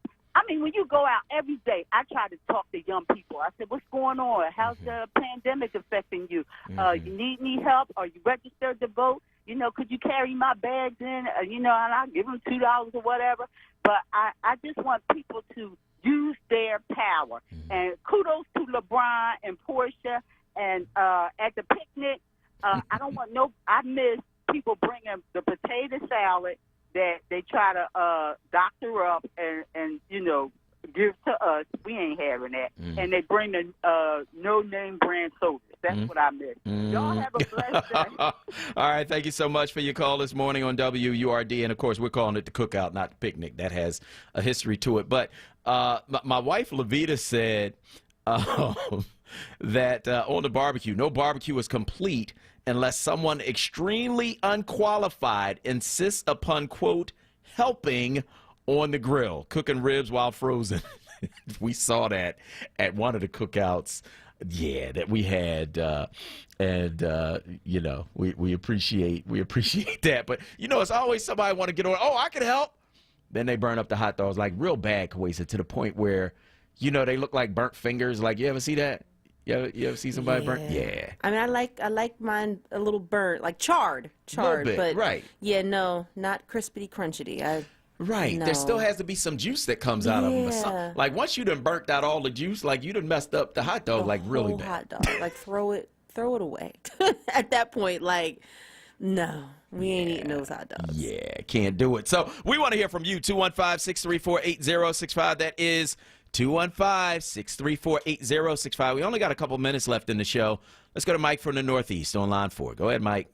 Hi, how you doing, Solomon? I have to say, when the heart stood up, first thing I thought is... I can hardly hear you, Mike. Can you hear me now? You sound a little muffled. I don't know. Sorry about that. I don't know why. Okay, go ahead. Now? Yeah, good. When LeBron stood up, I kind of thought to myself, he knew something that I didn't know. Because I'm reading now, and the press are coming out, that that man that was shot did have a knife and did have a gun in the car. And I went to these sites where it's police officers shot in the line of duty, and it actually shows many of them screwing up with white and black people. And the guy breaks away from them, goes into the car, grabs a gun, and shoots a whole lot of them. And if you go on today, police on patrol being shot, you'll see. Hey, Mike. Hey, Mike. So I haven't seen anything about him having a gun in the car. That's what they're saying now. Okay, that's what who's saying now? They're saying in the press, I guess the AP, it's the press that he had a gun in the car. Okay, Mike, is there any excuse for them shooting him in the back 7 times? Because that's what it sounds like you're making to me. An excuse for them shooting him in the back 7 times. Absolutely. Huh? Police officers trained to shoot. He was trained to shoot in clips. Yeah, you know what, Mike? Stop. For real. That's what they do until the man's down.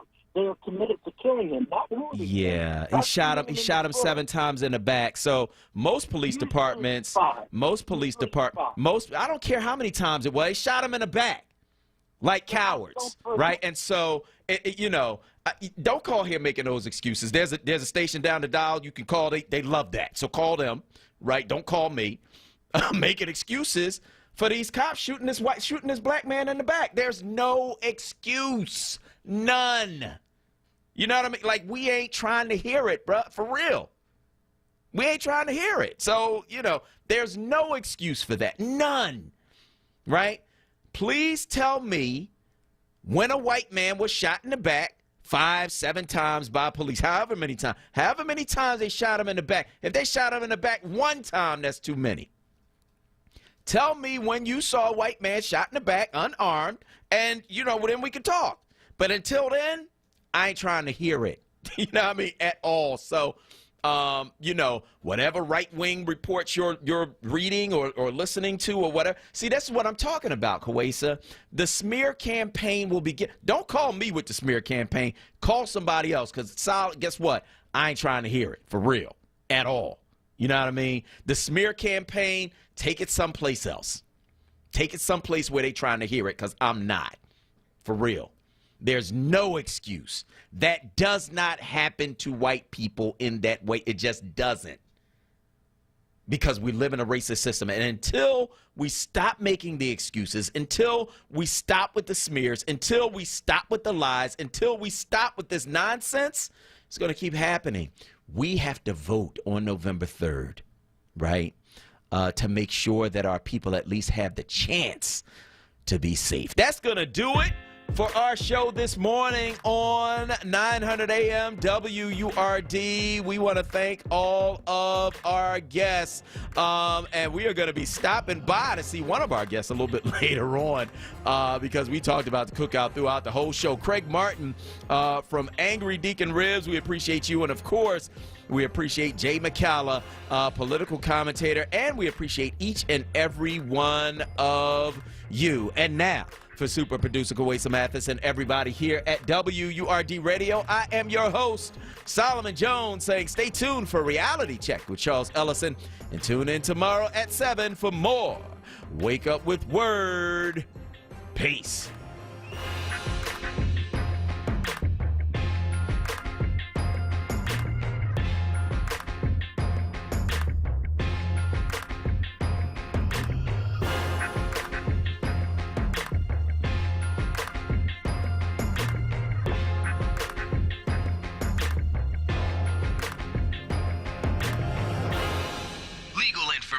Black history, hip-hop, and much more.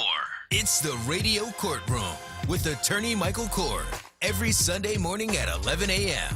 right here on WURD 96.1 FM and 900 AM. Streaming live at wordradio.com and on the Word Radio app. Just one more step. You got it. You're doing great. This is the sound of a national